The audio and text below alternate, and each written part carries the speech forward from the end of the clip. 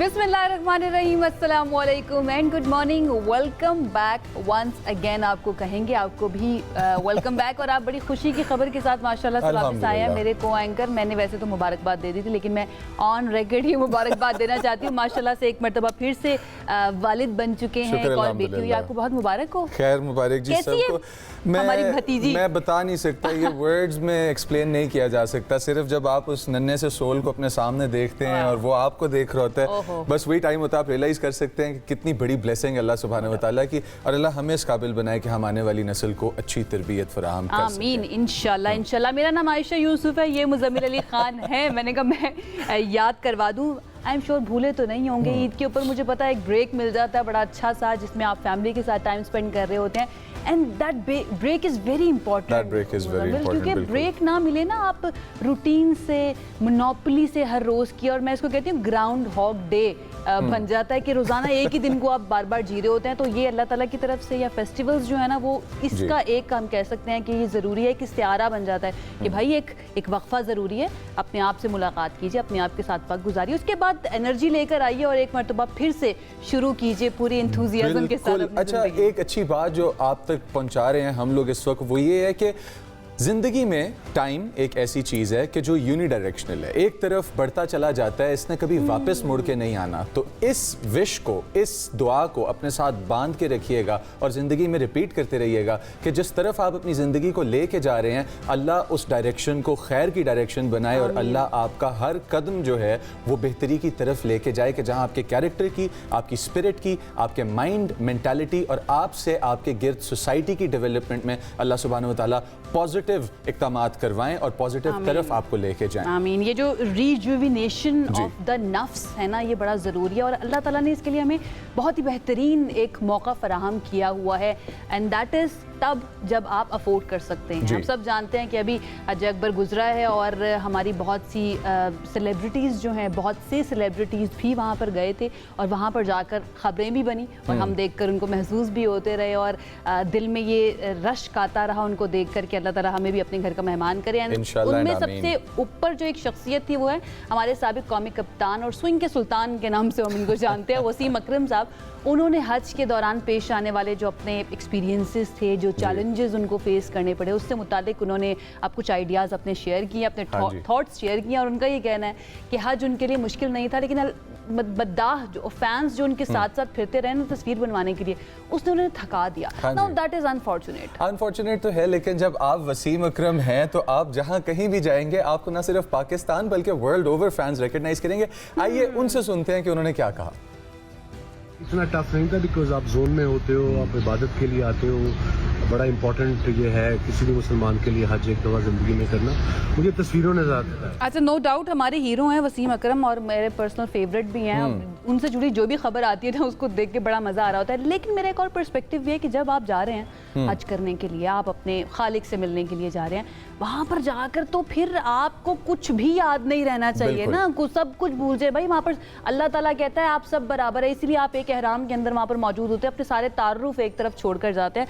तो ये बहुत ज़्यादा ज़रूरी था। बहरहाल this is my perspective and I think most of the people जो मुझे भी देख रहे हैं ना, वो अग्री भी करेंगे, बिल्कुल एग्री करेंगे इस चीज़ के साथ। अच्छा, पहले हम आपको ये न्यूज़ देंगे कि कौन सी ऐसी सेलिब्रिटीज़ थी जिन्होंने हज किया और उन्होंने फिर अपने एक्सपीरियंसेस शेयर किए। बाद में एक छोटा सा मैसेज भी आपको देना चाहूँगा। फिलहाल अगली सेलिब्रिटी जिनका हम आपको बताने लगे हैं, दुरेफिशान सलीम, जिस फेस को किसी इंट्रोडक्शन की ज़रूरत नहीं है, हम सब उनके फैंस हैं और ड्रामाज में आपको नज़र आती हैं, और उन्होंने बहुत जल्दी बहुत ज़्यादा फेम कमाया और हज पे गई। हज पे जब गई तो अदायगी के बाद इन्होंने अपने खूबसूरत एहसासात सोशल मीडिया पर शेयर किए। दुरेफिशान सलीम ने इंस्टाग्राम अकाउंट पर अपने पैगाम के साथ चंद तस्वीर भी शेयर की जो कि इनके हज के एक्सपीरियंस से रिलेटेड थी। दुरेफिशान ने लिखा कि ये बहुत ज़्यादा सब्र, शुक्र और बेमिसाल तवक्कल की एक दास्तान है, और मैं कहता हूँ ये सब्र, शुक्र और बेमिसाल तवक्कल जो है ना, ये चीज़ें अगर समझ आने लगे ना हमें, तो रोंगटे खड़े होंगे रोज़ सुबह उठ के और हम सजदे में गिर जाया करेंगे कि मेरा मालिक तेरा शुक्र कि जिस ज़िंदगी से तूने हमें नवाजा है। अच्छा, अब यहाँ पे इन्होंने कहा कि मुझे बेहद खुशी है कि मैंने ये सफ़र अपनी अम्मी और अपने अब्बू के साथ किया। माशाल्लाह माशाल्लाह, कितनी खुश किस्मत बिल्कुल दुरेफिशान कि अपने वालिदैन के साथ उन्होंने ये मुबारक सफ़र किया है। उन्होंने कहा कि मुझे उनसे ज़्यादा जो है ना उनको देखकर हिम्मत मिल रही थी, क्योंकि मैं तो बीमार हो गई थी पहले ही दिन रमी के दौरान, लेकिन मेरे अम्मी अब्बू जो है ना, उन्होंने बड़ी हिम्मत के साथ अपना हज मुकम्मल किया। और दुरे फिशा ये कह रही हैं कि इस दौरान उनकी कुछ शानदार लड़कियों से भी मुलाकात हुई। Now that is very important. मुझे ये मैसेज इसलिए भी अच्छा लगा कि वहाँ पर वो सेलिब्रिटी बनकर नहीं बैठी हुई थी, जो पिक्चर्स मैंने अभी तक देखी हैं, वो उनकी एक दोस्त बनकर, एक मोमिन बहन बनकर बैठी हुई थी। और वहाँ पर उनके साथ जो भी उनकी बातचीत हुई, वो कहती हैं कि हम रोए भी, हम खुश भी हुए, हमने अपने मुल्क की भी बात की, हमने मुस्लिम उम्मा की भी बात की। तो ये बड़ा ज़रूरी है कि इस तरह के जो सारे मनाजिर हैं ना, अल्लाह ताला हमें भी देखना नसीब करे। अच्छा, जैसा मैंने आपको कहा था कि पहले आपको न्यूज़ देंगे और फिर उसके बाद एक छोटा सा मैसेज है जो मैं देना चाहूँगा।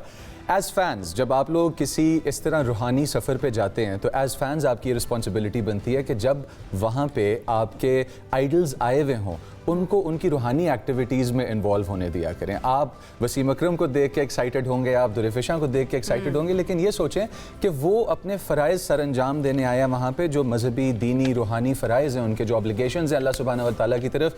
तो प्राइवेसी सबकी होती है और प्राइवेसी हर किसी का राइट है, उन्हें उनकी प्राइवेसी इंजॉय करने दिया करें। बाकी जब आप तस्वीरें खिंचवाना चाहते हैं तो बहुत सारे ऐसे मौके आपके अल्लाह पास के हैं। नज़दीक आप भी उतने ही अहम हैं जितने आपके नज़दीक वो अहम है। तो ये बड़ा ज़रूरी है, अल्लाह ने आपको बुलाया, उसके साथ वक्त गुजारिए। ओके जी, एक और अहम मंजर, एक खूबसूरत मंजर आपके साथ शेयर करते हैं जो गुजर चुका है, लेकिन क्योंकि हम सैटरडे संडे मौजूद नहीं होते हैं तो हमें इंतज़ार करना पड़ता है मंडे तक। और मंडे को हम ये खबर दे रहे हैं आपको कि मुल्क भर में शहरियों ने इतवार की रात के वक्त नायाब एक फल्कियाती मंजर जो है ना वो आसमान में देखा, और वो था ब्लू मून का शानदार नज़ारा। साफ मौसम था जिसकी वजह से मुतादिद शहरों के अंदर ये मुकम्मल चांद हमें नजर भी आता रहा। और इसकी अहम बात पता है क्या है मुज़म्मिल साहब? एक महीने के अंदर दूसरी मर्तबा ये मुकम्मल चांद हमें देखने को मिला है। और ब्लू मून 2-3 साल में एक दफ़ा नज़र आता है, जो इसको कुछ रेयर ओकेजन बना देता है, जिसको फैमिलीज़ ने, लोगों ने, फोटोग्राफर्स ने, जो लोग एस्ट्रोनॉमिकल अनोमलीज़ के अंदर इंटरेस्ट रखते हैं, उन्होंने अपने कैमराज में कैच किया, अपनी पिक्चर्स में शेयर किया और फिर अपने इंस्टाग्राम और फेसबुक और अपने सोशल मीडिया पे अपलोड भी किया। एट द सेम टाइम ये ब्लू मून वही ब्लू मून है कि जिसकी एग्जाम्पल्स हमें पोएट्री में और मुख्तलिफ कल्चर्स में भी मिलती हैं। आयशा, हम चौदहवीं का चांद हो।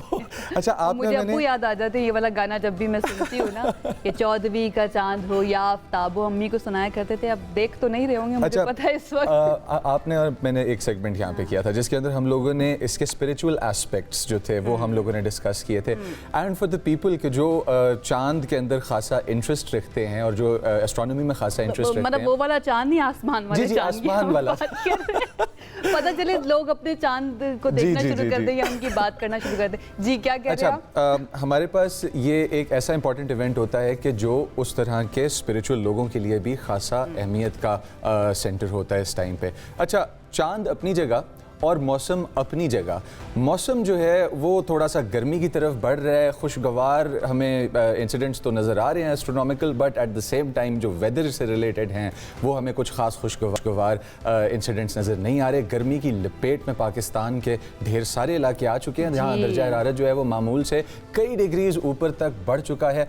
लाहौर में मेरा बचपन गुजरा है, इनका भी लाहौर में गुजरा, और हमें पता है कि सड़क में से जिस वक्त वो हीट आयशा निकल के आ रही होती है ना, you can see the waves rise up. अच्छा, वो लेमैन्स लैंग्वेज के अंदर कहा जाता है कि ऐसा लगता है कि थप्पड़े पड़ रहे हैं आपके चेहरे के ऊपर ना गर्मी के। तो इस ईद के ऊपर भी मैं लाहौर थी तो वहाँ पर बहुत ही ज़्यादा गर्मी हमें देखने को मिली थी। गर्मी की शिद्दत जो है ना वो रोज़मर्रा ज़िंदगी को मुतासिर कर रही है। अब सवाल ये है कि क्या आने वाले दिनों के अंदर हमें कुछ अच्छा मौसम मिलेगा, क्या बारिश की फोरकास्ट है या नहीं है। एंड पिछले कई सालों से हम देख रहे हैं कि जब भी मानसून का सीज़न आता है तो उसके बाद हमें सैलाब का भी एक सीज़न भुगतना पड़ता है, जिसकी वजह से हमारे बहुत सारे लोगों की जानें चली जाती हैं, बहुत सा नुकसान भी होता है। इस मर्तबा की क्या फोरकास्ट है और इसके लिए तैयारियां क्या की जा रही हैं? हमारे साथ इस वक्त मौजूद हैं डीजी पीडीएमए उमर जावेद साहब। उनकी तरफ चलते हैं और उनसे जानते हैं कि क्या वो हमें बताएंगे या उनके पास क्या इन्फॉर्मेशन है इससे रिलेटेड। बहुत शुक्रिया उमर साहब हमें ज्वाइन करने के लिए।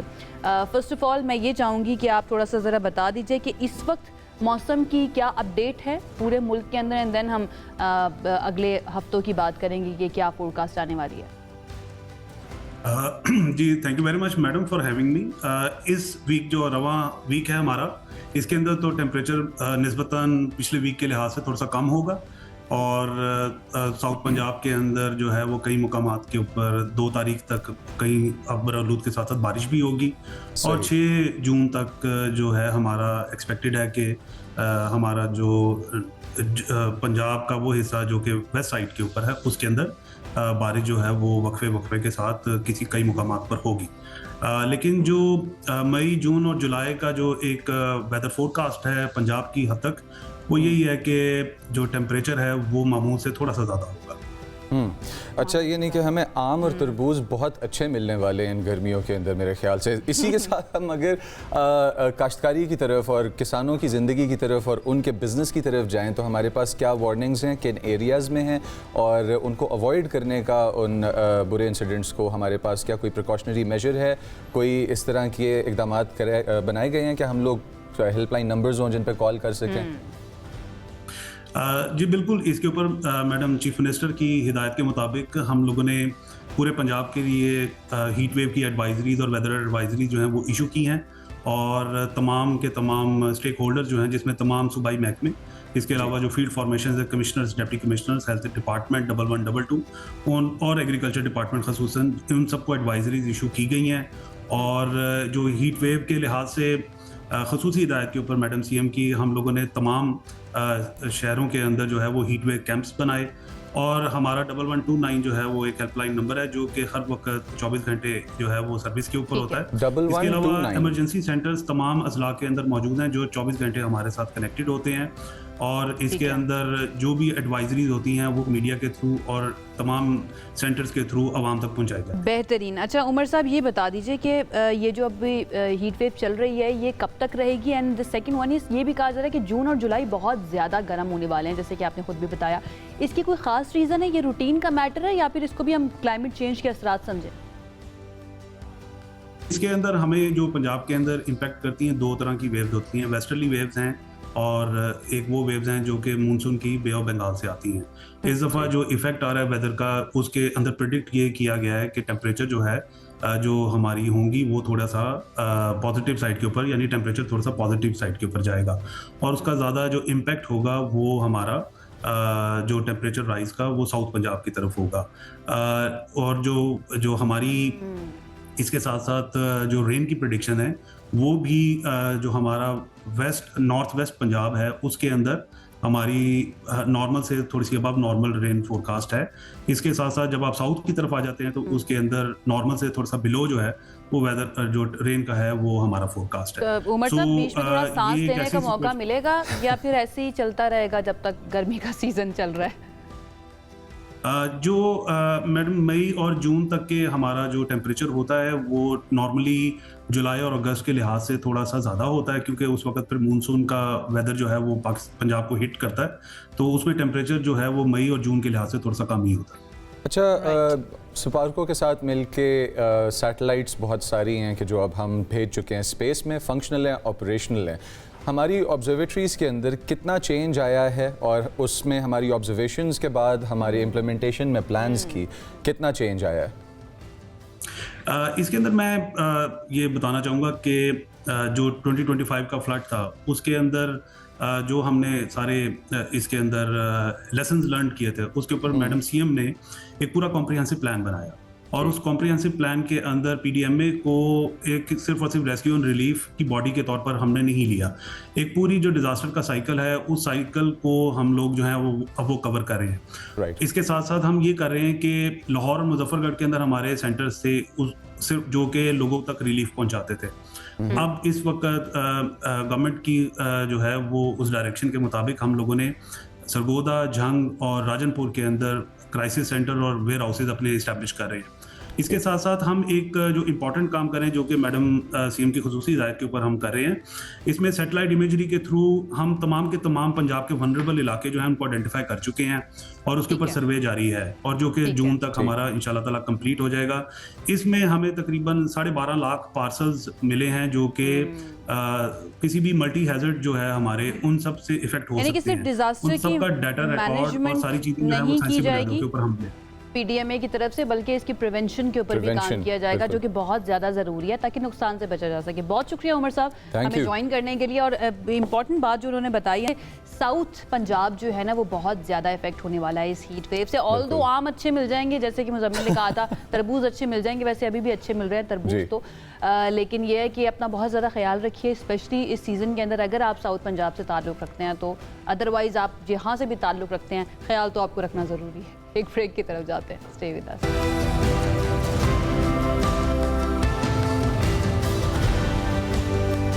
Alright जी, वेलकम बैक व्यूअर्स, और विदाउट वेस्टिंग एनी टाइम हम उस न्यूज़ की तरफ जाते हैं जिसने दुनिया को हिला के रखा है पिछले कई महीनों से। कभी बात जाती है बात ठंडी होने की तरफ और कभी वापस गर्मा गर्मी बढ़ना शुरू हो जाती है। गर्मा गर्मी जब भी बढ़ना शुरू होती है, न जाने क्यों हमें सदर डोनाल्ड ट्रंप उस गर्मा गर्मी में नजर आते हैं बढ़ाते हुए। कह लूं? जी जी जी, आपने कहा ना पूरी दुनिया को हिला के रखा हुआ है, तो मेरे जहन में आया एक खिले हुए शख्स ने, एक खिले हुए शख्स ने पूरी दुनिया को हिला के रखा हुआ है अपेरेंटली, क्योंकि इस वक्त सिचुएशन ये है कि बात जाती है मुज़ाकरात की तरफ और ऐसा लगता है कि सब कुछ ठीक होने वाला है, एंड देन एकदम से एक और डेवलपमेंट होती है और पता चलता है कि नहीं जी, अभी तो मामला वहीं पर खड़े हुए। प्लीज अब आप बता दीजिए। ईरान और अमेरिका के दरमियान जो पीस टॉक्स चल रही थी, पाकिस्तान उसके फोरफ्रंट पे था, काफ़ी तेज़ी से आगे बढ़ रही थी, लेकिन फिर उसके बाद एकदम से बीच में ब्रेक आ जाती है।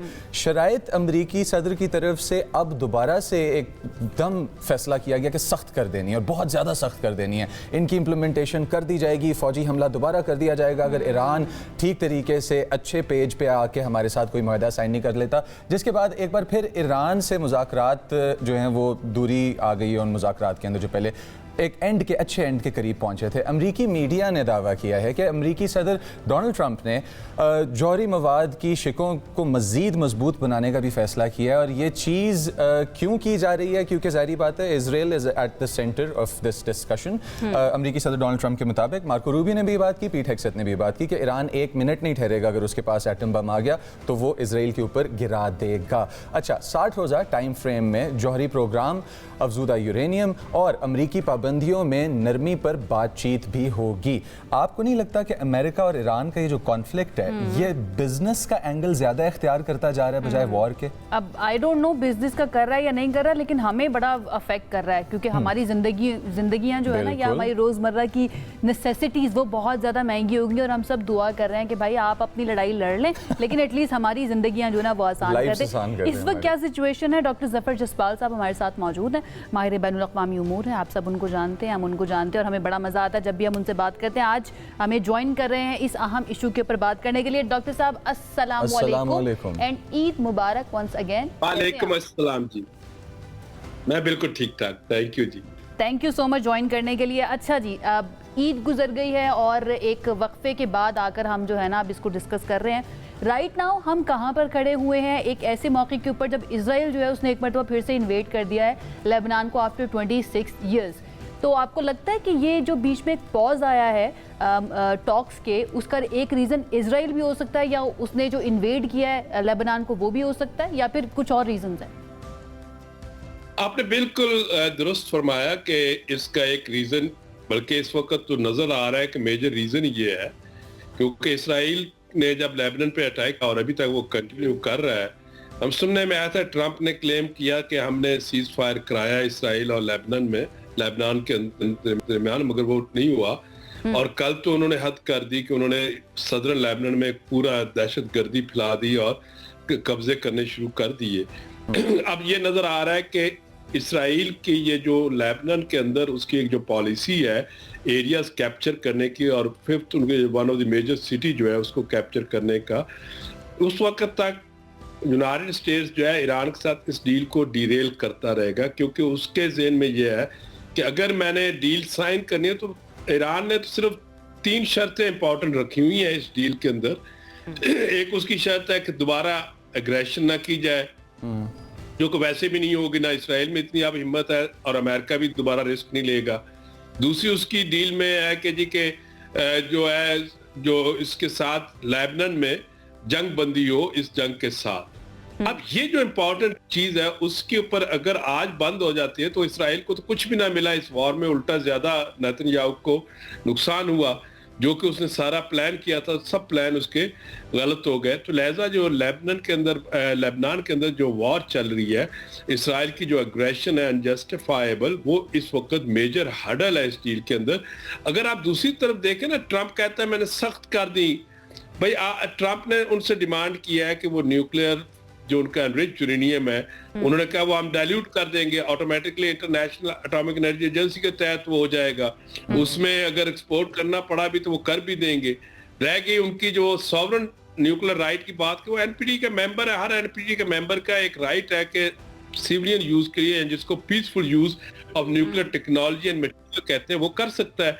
तो कोई इस तरह का हर्डल नजर नहीं आ रहा। हर्डल यही है जो भी आपको है। फाइनली एक मैं बात और करता चलूं, हमें ये नहीं भूलना चाहिए, प्रेसिडेंट ट्रंप जो है वो एक पॉलिटिशियन है, उसकी एक अपनी कॉन्स्टिट्यूएंसी है। उस कॉन्स्टिट्यूएंसी को उसने सेल करना है कि मैंने ये जंग जीती है, मैंने ये डील अमेरिका के लिए एक बेहतर ली है, जो कि मेरा ख्याल है कि वहां पे आप लोग मानने के लिए तैयार नहीं है। 60 बिलियन यूएस साहब कता कलामी, माफ, सॉरी मैं आपको इंटरप्ट कर रहा हूँ, बट थोड़ी देर पहले ही, आज से कुछ देर पहला हमें ये चीज़ नज़र आई कि स्ट्रेट ऑफ हॉर्मुज़ के अंदर कुछ रिलैक्सेशंस की गई। क्या वो रिलैक्सेशंस इस मैसेज के ऑपोजिट नहीं जाती कि मैं जंग जीत रहा हूँ? बिकॉज वो तो बैकफुट था अमेरिका की तरफ से जो लिया गया एक दफ़ा स्ट्रेट ऑफ हॉर्मुज़ में, उसके बाद एकदम से वापस आना कि नहीं मैं दोबारा हमला कर दूंगा, दोबारा ईरान को तबाही फेस करनी पड़ेगी। एट द सेम टाइम आपने NPT की बात की, हमारे पास नॉन प्रोलिफरेशन ट्रीटी के अंदर जो कि इसराइल है, इसराइल तो पार्टिसिपेंट IAEA के अंदर, NPT के अंदर, किसी चीज़ के अंदर इसराइल उस तरह से पार्टिसिपेंट नहीं है। So a country who does not want to participate but still decides to attack, और दूसरी तरफ जो जंग जीतना चाह रहे हैं वो बैकफुट पे जा रहे हैं स्ट्रेट ऑफ हॉर्मुज़ के अंदर, और फिर सामने आके कह रहे हैं कि जंग दोबारा शुरू हो जाएगी अगर ईरान हमारी बात ना माना। थोड़ा सा ज़रा इस टैक्टिक पे लाइट डालें, ये क्या चल रहा है? देखिए, एक तो ये एस्टैब्लिश फैक्ट है कि मिलिटरली, डिप्लोमेटिकली, इकोनॉमिकली अमेरिका अभी भी बड़ी पावर है। जंग में वो अमेरिका दोबारा हमला कर सकता है, पोटेंशियल भी है, कैपेबिलिटी भी है, मगर ये कहीं गारंटी नहीं है कि उस हमले में वो जंग जीत सकता है, क्योंकि एसिमेट्रिकल वॉरफेयर में पहले भी ईरान ने उसको काफी स्थिति पहुंचाई है और अब मजीद पहुंचाएगा।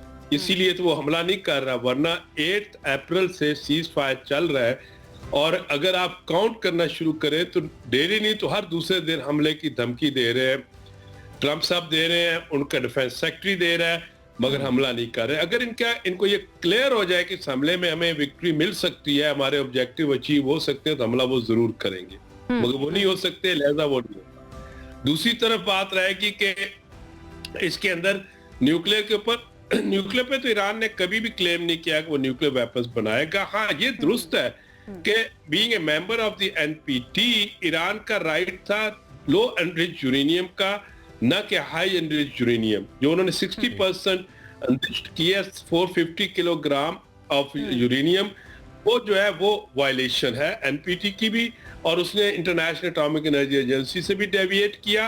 रह की बात, तीसरी बात आप करते हैं इसराइल की। इसराइल मेंबर नहीं है NPT का, बिल्कुल दुरुस्त है।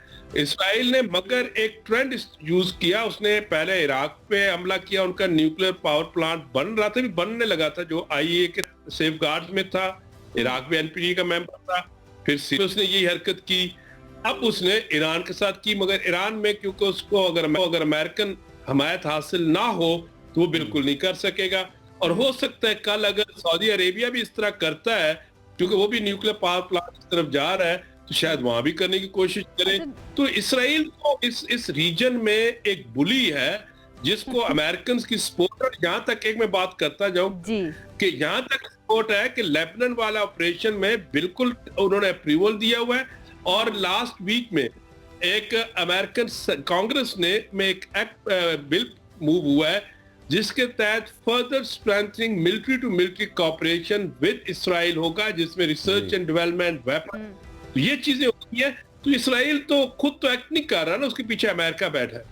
अच्छा, तो डॉक्टर साहब बहुत से सवालात ऐसे हैं जो पूछना मैं चाहती हूँ या हमारे पास होते हैं, लेकिन वक्त की कमी की वजह से हम नहीं कर पाते अपने सवाल। एक सवाल का जवाब बस दे दीजिएगा जाने से पहले, it is the last question. वो ये कि ईरान का ये कहना कि हम न्यूक्लियर वेपन नहीं बनाना चाहते, या फिर ये कहना कि आयतुल्लाह खामनाई साहब जो थे शहीद, उन्होंने फतवा दिया हुआ था इसके अगेंस्ट, ये कितना बिलीवेबल है? क्योंकि अगर हम थोड़ी सी ज़रा न्यूक्लियर वेपन्स की हिस्ट्री देखें तो बहुत सी कंट्रीज़ ऐसी हैं, मैं नाम नहीं लेती किसी का भी, जो मना करती रही, इनकार करती रही, हम नहीं बनाएंगे, बट एट द एंड उन्होंने बना लिया। तो ये कितना मानी रखता है ईरान का ये कहना कि हम नहीं बनाना चाहते न्यूक्लियर वेपन? नहीं, ये उन कंट्री के साथ इसको कंपेयर नहीं किया जा सकता। ओके। उसकी वजह है कि जिन 4 कंट्रीज ने वेपन्स बनाए, उन जो NPT के मेंबर्स नहीं है, उनमें पाकिस्तान है, इंडिया है, हमारे डिफरेंट रीजन थे, मगर हमने एनपीटी को साइन ही नहीं किया। हम नेगोशिएशंस में गए जब ड्राफ्ट नेगोशिएट हो रहा था लेट 60s में, मगर हमने ज्वाइन नहीं किया। तो इसलिए ये कहना दुरुस्त नहीं होगा। इसराइल ने भी ज्वाइन नहीं किया। नॉर्थ कोरिया एक वाइस स्टेट है जिसने ज्वाइन किया, मगर 2003 में आर्टिकल 9 क्लॉज 3 के तहत उसने एग्जिट किया। फिर 3 साल बाद उसने बम टेस्ट किया। ईरान इसका फाउंडिंग मेंबर है। ईरान ने कई दफा और पूरी फैसिलिटीज ओपन की। तो ईरान के ऊपर ये ऑनर जाता है कि वो हाईली एनरिच्ड यूरेनियम की तरफ ना जाए, यानी कि 19.75 से ऊपर वो अगर करेगा तो फिर क्वेश्चन रेज होंगे। तो ईरान ने भी डिविएट किया है अपनी कमिटमेंट से, मगर स्टिल वो उनके फतवा है और उसमें अभी तक ईरानी लीडरशिप कहती है अगर ईरान ने बम बनाना हो ना टेक्नोलॉजिकली वाइज या मटेरियल वाइज, ईरान आज से 10 से 15 साल पहले बना चुका होता। बिल्कुल ठीक है। Thank you for this clarity doctor साहब, हमें ज्वाइन करने के लिए बहुत बहुत शुक्रिया आपके वक्त का। I hope you have a good day. जनाब, बड़ा इंपॉर्टेंट है इस चीज़ को अंडरस्टैंड करना जो डॉक्टर साहब ने बता दिया है कि भाई जो कंट्रीज पहले कहती रही कि हम नहीं बनाएंगे, उनमें और ईरान के अंदर फ़र्क भी है। स्पेशली अगर हम पाकिस्तान इंडिया की बात करें, हमारे तो रीजन ही कुछ और थे ना। हमें तो डिटरेंस के लिए चाहिए था कि एक बहुत बड़ा दुश्मन जो है वो हमारे पड़ोस के अंदर बैठा हुआ था। बहरहाल बहुत सारे सवालात होते हैं, वक्त कम होता है, तो वक्त कम की वजह से हम जाते हैं ब्रेक की तरफ। वापस आएंगे तो और भी सेगमेंट्स है। Stay with us.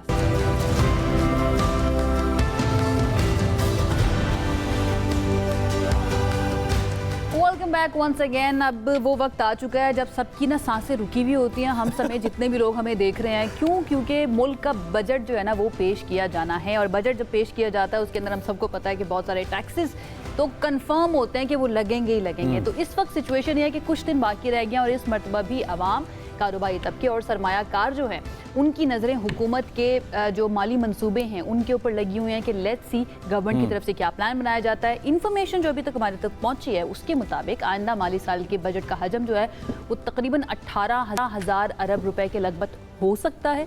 टैक्स का हदफ रखा गया है 15,264 अरब रुपए, और ये भी कहा जा रहा है कि बराह रास्त टैक्सेस जो हैं उनसे 7,413 अरब रुपए हासिल हो सकते हैं। अब बजट में 220 अरब रुपए के नए टैक्सेस लगाए जाने का इम्कान भी। आई होप अल्लाह करे कि मैं गलत हूँ, लेकिन इन्फॉर्मेशन यही आ रही है। अल्लाह करे कि आप गलत हों, लेकिन इन्फॉर्मेशन आ रही है। ये इसी के साथ, क्योंकि हमारी पाकिस्तान की जो बिज़नेस कम्युनिटी है उसके अंदर बहुत बड़ा पोर्शन है उन लोगों का कि जो अपने आप को प्रॉपर्टी डीलर्स कहते हैं और प्रॉपर्टी के अंदर इन्वेस्ट भी करते हैं। एट द सेम टाइम जो सिविलियन लोग हैं वो प्रॉपर्टी को एक अदद सेफ और साउंड इन्वेस्टमेंट लॉन्ग टर्म के लिए कंसिडर करते हैं, जो कि पिछले कुछ सालों से टिप्सी टर्वी चल रही है। मैं गुड न्यूज़ देना चाहता हूँ कि काफ़ी सारी ऐसी ड्यूटीज़ हैं कि जो ऑलरेडी गवर्नमेंट ने इस पे काम किया और वो ख़त्म कर दी गई हैं। बिल्डर्स के ऊपर काफ़ी सारी ऐसी ड्यूटीज़ थी कि जिनको ख़त्म कर दिया गया, जिसकी वजह से प्रॉपर्टी की फील्ड में हम लोग एक कम बैक देखेंगे। और इंशाल्लाह ताला हमारी विश और हमारी दुआ हमारे मुल्क के लिए ये है कि हमारा it is the right time to invest real estate. बिल्कुल बिल्कुल ये अच्छा टाइम है इन्वेस्ट करने का, और हमारा जो कि प्रॉपर्टी का और रियल एस्टेट का और रियल एस्टेट डेवलपमेंट का हमारा साइकिल है, हम चाहते हैं कि वो भी चले। हमारे साथ इकरामुल हक साहब मौजूद हैं, इकोनॉमिस्ट हैं, और इस तमाम जो ये नंबर्स और डिजिट्स की गेम है इसके बारे में वो बहुत ज़बरदस्त एक्सपीरियंस रखते हैं। तो उनके पास चलते हैं अपने सवालात के साथ। अस्सलाम वालेकुम सर, गुज़िश्ता ईद मुबारक, कैसे हैं आप? अच्छा सर, अगर हम नए आने वाले बजट को देखें इकराम साहब, और फिर पाकिस्तान के करंट हालात को देखें, साथ हम ये चीज़ अकाउंट में लें कि हम इस टाइम पे प्रोग्राम का पार्ट हैं, हम प्रोग्राम में से निकल नहीं पाए अभी तक, क्या आने वाला बजट हमारे लिए फ्रेंडली होगा किसी एस्पेक्ट से? जी, टैक्सेस तो नए लगेंगे, मगर देखना ये है कि अब क्या इकोनॉमी स्टेबलाइजेशन के प्रोसेस से आगे ग्रोथ की तरफ जाती है कि नहीं जाती। जैसे आप फरमा रहे थे कि अगर हम रियल एस्टेट के बिजनेस को दोबारा से रिवाइव करते हैं और उसमें कंस्ट्रक्शन वगैरह होती है तो फिर बाकी इंडस्ट्री को भी डिमांड जाएगी और एकदम इकोनॉमी दोबारा से हमारी चल पड़ेगी, क्योंकि स्टेबलाइजेशन का प्रोसेस तो हमने देख लिया कि 2-2.5 साल में जो होना था वो हो गया। अब बहुत ज़रूरत है कि ऐसे टैक्सेस में तब्दीलियाँ की जाएं जिससे कम से कम ज़्यादा से ज़्यादा लोग जो हैं वो इन्वेस्टमेंट करें, क्योंकि मुल्क को ज़्यादा जरूरत इन्वेस्टमेंट की है और वो ज़ाहिर डोमेस्टिक इन्वेस्टमेंट होगी, इकोनॉमी चलेगी तो फिर फॉरेन इन्वेस्टर भी अट्रैक्ट होता है। ये कभी नहीं होता कि अपने डोमेस्टिक लोग तो इन्वेस्ट ना कर रहे हों और वहाँ से फ्लाइट ऑफ कैपिटल हो रहा हो और बाहर के लोग आकर वहाँ इन्वेस्टमेंट करें। इकराम साहब, सबसे ज़्यादा मैं आपके इस पॉइंट पे डबल डाउन करना चाहता हूँ, माज़िद कथा कलामी माफ़, कि अगर पॉलिसीज़ चेंज हो जाती हैं और वो बहुत शॉर्ट टर्म में चेंज होती हैं, हमारे पास मिनिस्टर फॉर प्लानिंग ने एक दफ़ा कहा था, मुझे बड़े अच्छे तरीके से क्लियर वर्ड्स में उनके याद है कि कंसिस्टेंट पॉलिसीज़ तकरीबन 10 साल के लिए रहनी चाहिए, लेकिन बजट तो हर साल का और कभी कभार हर क्वार्टर का अपने हिसाब से लेके चल पड़ता है इकोनॉमी को। क्या ये जो हुकूमत नहीं रह पाती है हमारी कंसिस्टेंट, तो पॉलिसीज क्या रहेंगी? ये फॉरेन इन्वेस्टर का जब हम कॉन्फिडेंस पाकिस्तान की इकोनॉमी में देखना चाहते हैं तो ये हमें मटीरियलाइज होता हुआ नजर आएगा? देखिए, अगर जो टैक्सेस बेजा हमने लगा रखे हैं जो ग्रोथ को कम करते हैं वो हटा लें तो ये नहीं होगा कि हमारा जो कलेक्शन का नंबर है वो गिरेगा, बल्कि जैसे ही एक्टिविटी ज्यादा होगी तो टैक्स भी ज्यादा आ जाएगा, क्योंकि बहुत सी ऐसी जगह हैं जहाँ से टैक्स मकबूल तौर पर हासिल हो सकता है। मगर हो ये रहा है कि अब जैसे प्रॉपर्टी में सेल परचेज दोनों के ऊपर बहुत हाई टैक्सेस लगा दिए गए थे, अभी तो एक्टिविटी हुई भी नहीं। अगर किसी आदमी ने सिर्फ प्लॉट बड़ा या कोई कमर्शियल जगह इस नुक्ता नजर से खरीदी है कि अभी वो वहाँ इन्वेस्टमेंट करेगा, उसमें डेवलपमेंट करेगा, फिर उसको बेचेगा, तो आपने तो पहले सारा कैपिटल उससे ले लिया, तो वो कैसे काम करेगा? ये है कि आपकी जो आदत है कि पहले ही टैक्स ले लें, अभी इकोनॉमिक एक्टिविटी हुई है कि नहीं हुई, इसने बहुत बर्बाद किया है। अगर सिर्फ इस एक जो डिस्टॉर्शन है इसको ही दुरुस्त कर लिया जाए तो इकोनॉमी दोबारा से चल सकती है, क्योंकि पाकिस्तान में तो एवरेज हर साल जो है वो कम से कम 20 मिलियन नए घरों की तो जरूरत है। अगर कमर्शियल प्रॉपर्टीज की भी जरूरत लगा ली जाए तो जाहिर है इतनी बड़ी आबादी के लिए ये जरूरियात तो पूरी प्राइवेट सेक्टर करने को तैयार है। जाहिर है ये इन्वेस्टमेंट गवर्नमेंट तो नहीं करेंगी, मगर उनको कम से कम इन्वायरमेंट तो सही दिए जाए। अच्छा डॉक्टर साहब, economic activity is one thing, हमें ऐसा लगता है, महसूस ऐसा होता है जब भी बजट आ रहा होता है कि हम एक ऐसे लूप में फंस चुके हैं कि हम सिर्फ प्लानिंग ये कर रहे होते हैं कि हमने अपनी आगे कर्ज की किस्तें जो हैं वो कैसे वापस करनी है। आपको लगता है कि जो अब नया बजट आ रहा है या फिर जो एक आपको ना डायरेक्शन नज़र आ रही है नए बजट की या इस गवर्नमेंट की पॉलिसीज़ को देखते हुए, being an independent expert economy के, आपको लगता है कि हम सिर्फ इकोनॉमिक एक्टिविटी को मज़ीद बेहतर करना चाह रहे हैं या फिर हमारा नया मालियाती निज़ाम जो है वो ऐसा बनने जा रहा है जिससे हम आने वाले वक्त के अंदर, ठीक है बहुत जल्द नहीं, लेकिन आने वाले वक्त के अंदर अपने पैरों पर खड़े हो सकें और हमें रिलाय ना करना पड़े IMF के ऊपर या कर्जों के ऊपर?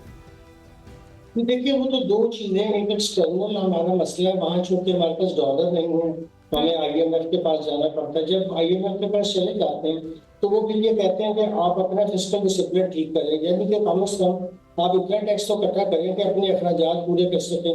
हम अखराजात कम नहीं करते, जैसा आपने फरमाया सूद की मद में ही सारा टैक्स फेडरल गवर्नमेंट का चला जाएगा, तो वो तो फिर फर्दर बोरिंग उसको करनी पड़ेगी।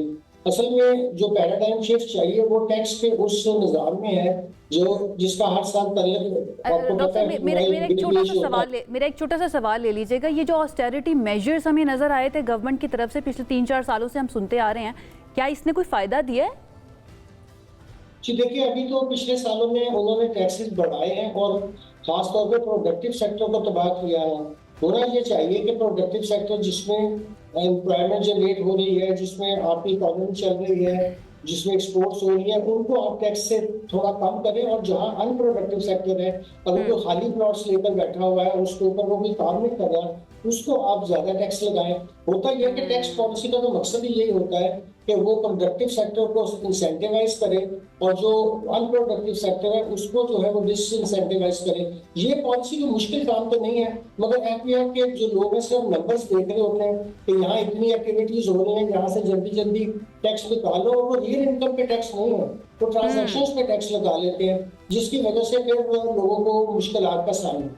और ऐसी सिचुएशन में हम ट्रस्ट डेफिसिट तो बिल्कुल भी कम कर ही नहीं सकते हैं ना लोगों के दरमियान जो आ जाता है। डॉक्टर साहब थैंक यू सो मच, आपका थैंक यू सो मच। नहीं सवाल नहीं था, मैं सिर्फ ये कहना चाह रहा था कि ऑस्टेरिटी मेजर्स में आयशा हमें सबसे ज़्यादा देखना पड़ता है उन लोगों के लिए कि जो सैलरीड क्लास हैं, और सैलरीड क्लास के अंदर भी कुछ नीचे का जो तबका आता है ऑस्टेरिटी मेजर्स में देखा जाता है कि उनकी लाइफ्स डिफ़िकल्टी वाली हो जाती हैं। तो let's start and think about some ways कि हम इन प्रॉब्लम्स को मिटिगेट कर सकें। बोझ कम करके, ज़्यादा करके नहीं। अच्छा, अगर हम बोझ कम करने की बात करें तो हमें एनर्जी कॉस्ट से रिलेटेड लॉकडाउन्स का सामना था कुछ अरसा पहले तक, जो कि 31 इस महीने की 31 तक हमें रिलैक्सेशन दे दी गई थी कि शाम को आपके मॉल्स और आपकी मार्केट्स जो हैं वो खुली होंगी। अब इस्लामाबाद में चेंज आ चुका है, 31 तक का टाइम खत्म, शॉपिंग मॉल्स और कारोबार फिर रात 8 बजे बंद होंगे और छुट्टी खत्म हो गई है, वापस आ जाइए उसी रूटीन के ऊपर। Back to the routine. चाहे रेस्टोरेंट्स हो, तंदूर हो, जनरल स्टोर्स हो, सबको 10 बजे तक कारोबार की इजाज़त दी गई है इन कारोबारों को, जबकि 31 मई तक की जो मोहलत थी वो खत्म हो चुकी है। आज से पुरानी पाबंदियां दोबारा से लग जाएंगी। लाहौर, कोयटा समेत पंजाब और बलूचिस्तान में औकात कार जो हैं उनमें नरमी का आज आखिरी दिन बताया जा रहा है, जबकि कराची, पेशावर समेत सिंध और खैबर पख्तूनख्वा में मार्केट्स के औकात कार पर पाबंदी मुकम्मल ख़त्म की जा चुकी है और नए नोटिफिकेशन जो हैं वो भी जारी होंगे या फिर पुराने अहकाम जारी रहेंगे। इसके लिए हमें शायद थोड़ा सा करना पड़ेगा, थोड़ा सा वेट करना पड़ेगा। लेकिन आयशा, मुझे जो अच्छी बात लगी है वो ये लगी है कि हमारे जो मेडिकल स्टोर्स हैं और ऐसी चीज़ें हैं कि जो नेसेसिटीज़ ऑफ लाइफ हैं उनमें थोड़ा सा रिलैक्सेशन है हमारे पास। अच्छा, शुक्र है। हाँ। लेकिन अच्छी न्यूज़ की अगर हम बात करें तो आपका और मेरा दिल जिस बात पे दुखता है वो हमारी क्रिकेट है, लेकिन क्रिकेट की तरफ से भी बड़ी अच्छी खबर आ रही है। अल्हम्दुलिल्लाह अच्छी खबर है, अल्हम्दुलिल्लाह अच्छी खबर है। पाकिस्तान और ऑस्ट्रेलिया के दरमियान दूसरा वनडे मैच जो है वो खेला जाएगा कल, जहाँ पे ग्रीन शर्ट्स जो हैं उनकी पूरी कोशिश होगी कि सीरीज को अपने नाम किया जाए, जबकि ऑस्ट्रेलिया को सीरीज में वापसी के लिए मैदान में उतरना होगा। ना ऑस्ट्रेलिया के बारे में एक बात कही जाती है मुजम्मिल साहब, वो ये कि ये टीम जो है ना, या ये जो खिलाड़ी हैं, ये बड़े मैचेस के खिलाड़ी होते हैं और अंडर प्रेशर बहुत अच्छा परफॉर्म करते हैं, तो इनको हराना और फिर ये सोचना कि पता नहीं कम बैक कर पाएंगे या नहीं, प्रोबेबिलिटी काफ़ी ज़्यादा होती है इनके कमबैक टीम में कमबैक करने की होती है। हमारी टीम में कुछ चेंजेस किए गए, कुछ मैनेजमेंट ने जो किया वो कौम की तनकीद को मद्देनज़र रखते हुए, जो कि अब बहुत सोशल मीडिया पे तेज़ और ज़्यादा होती जा रही थी, उन्होंने कुछ फैसले लिए। फैसले कुछ नए खिलाड़ियों के थे और उस वजह से जो चेंजेस आए वो चेंजेस पॉजिटिव चेंजेस आए। पहले वनडे में पाकिस्तान ने शानदार ऑलराउंड कारकर्दगी का मुजाहरा किया है। इसके अंदर हमारा बॉलिंग लाइनअप, बैटिंग लाइनअप दोनों बहुत अच्छे तरीके से परफॉर्म किए। 5 विकेटों से शिकस्त देकर हम ऑस्ट्रेलिया को आगे आ गए। 45 बॉल्स मैच में भी रिमेनिंग थी, 5 विकेट्स हमारे पास थी और हम लोग मैच पे एक तरह से हमने अपना कंप्लीट ग्रिप दिखाया, हमने मैच के ऊपर। यस, होल्ड कर लिया। माजिद भट्टी साहब हमारे साथ मौजूद है, उनकी तरफ चलते हैं और उनसे जानते हैं कि अब किस में कितना है दम, कैसे पता चलेगा क्या ऑस्ट्रेलिया कर लेगा कमबैक या नहीं। भट्टी साहब अस्सलाम वालेकुम एंड गुज़श्ता ईद मुबारक। आई होप आप बिल्कुल ठीक ठाक होंगे।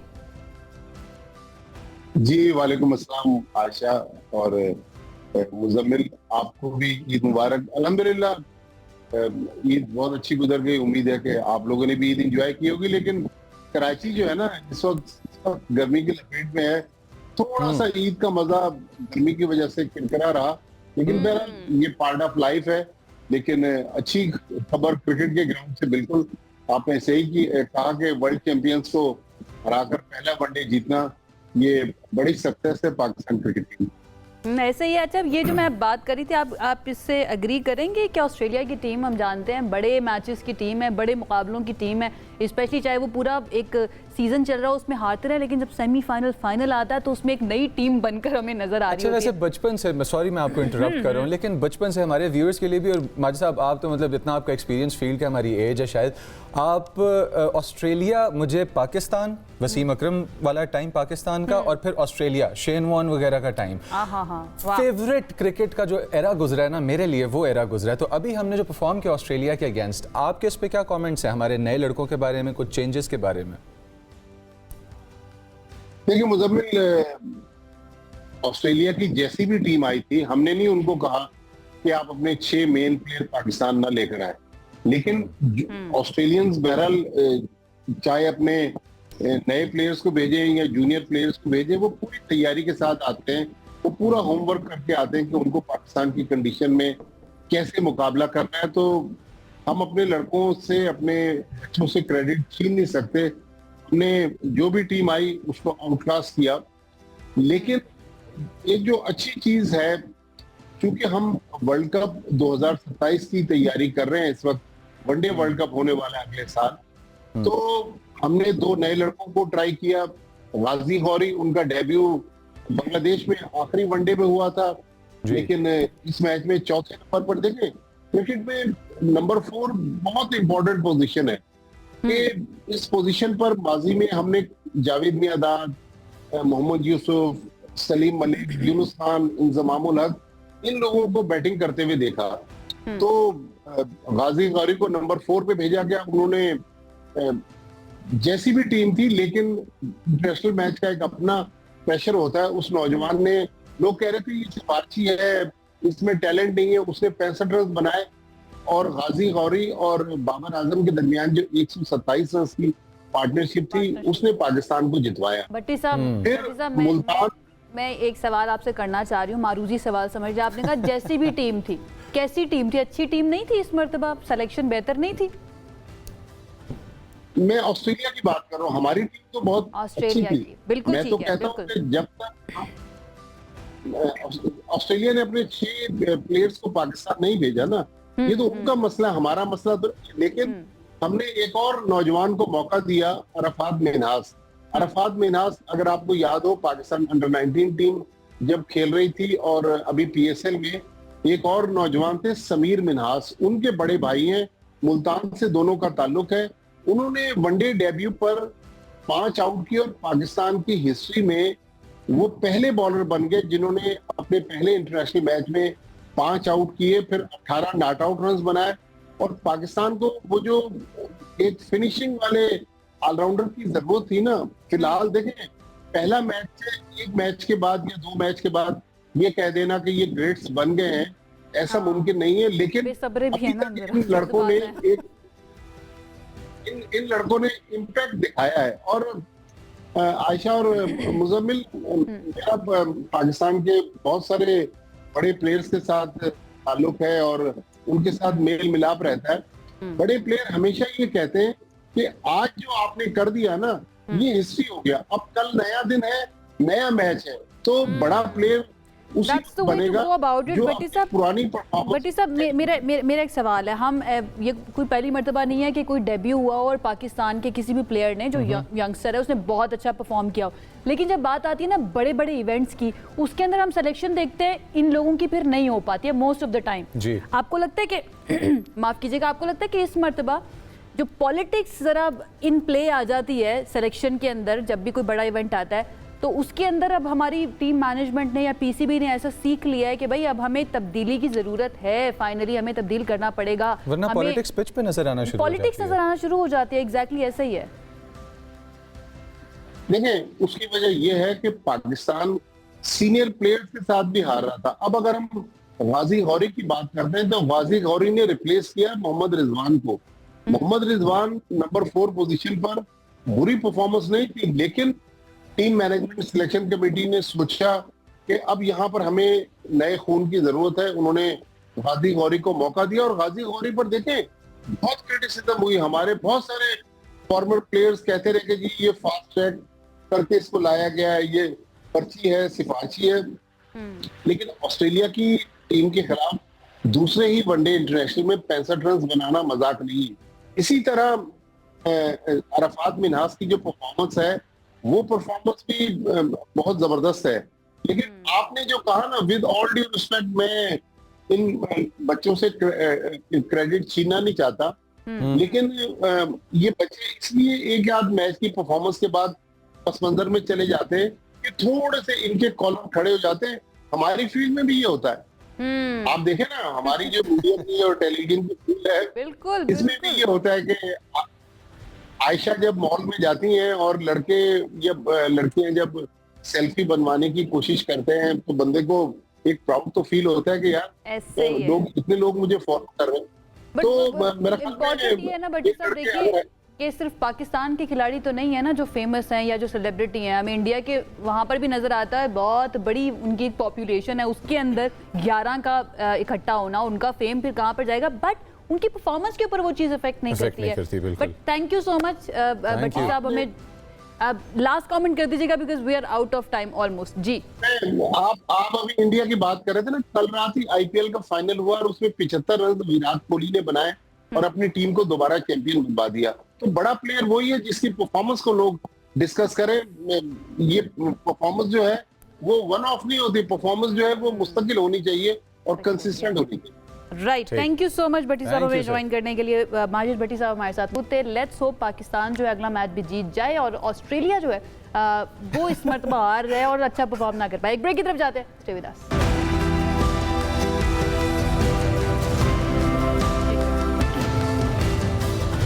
Welcome back from that break. और जिस तरह से हाई एनर्जी न्यूज़ चलती हुई आ रही है, चाहे वो वॉर के बारे में हो, चाहे वो स्पोर्ट्स के बारे में हो, या वो आने वाली उस गर्मी के बारे में हो कि जिसमें हमें आम और तरबूज तो अच्छे मिलेंगे, लेकिन एट द सेम टाइम जो हीट वेव है वो जानलेवा किस्म का आ रहा है। अपने सर के ऊपर गीला तौलिया रख के धूप में निकलिएगा। बच्चों को दोपहर के टाइम बाहर क्रिकेट फुटबॉल मत खेलने दें। और अगर आपको मतली या आपका जी कच्चा हो रहा है या आपकी तबीयत ख़राब हो रही है तो सबसे पहले ORS पीते साथ आपने डॉक्टर के पास चले जाना है ताकि नमकियात का लेवल बरकरार रहे। क्यों?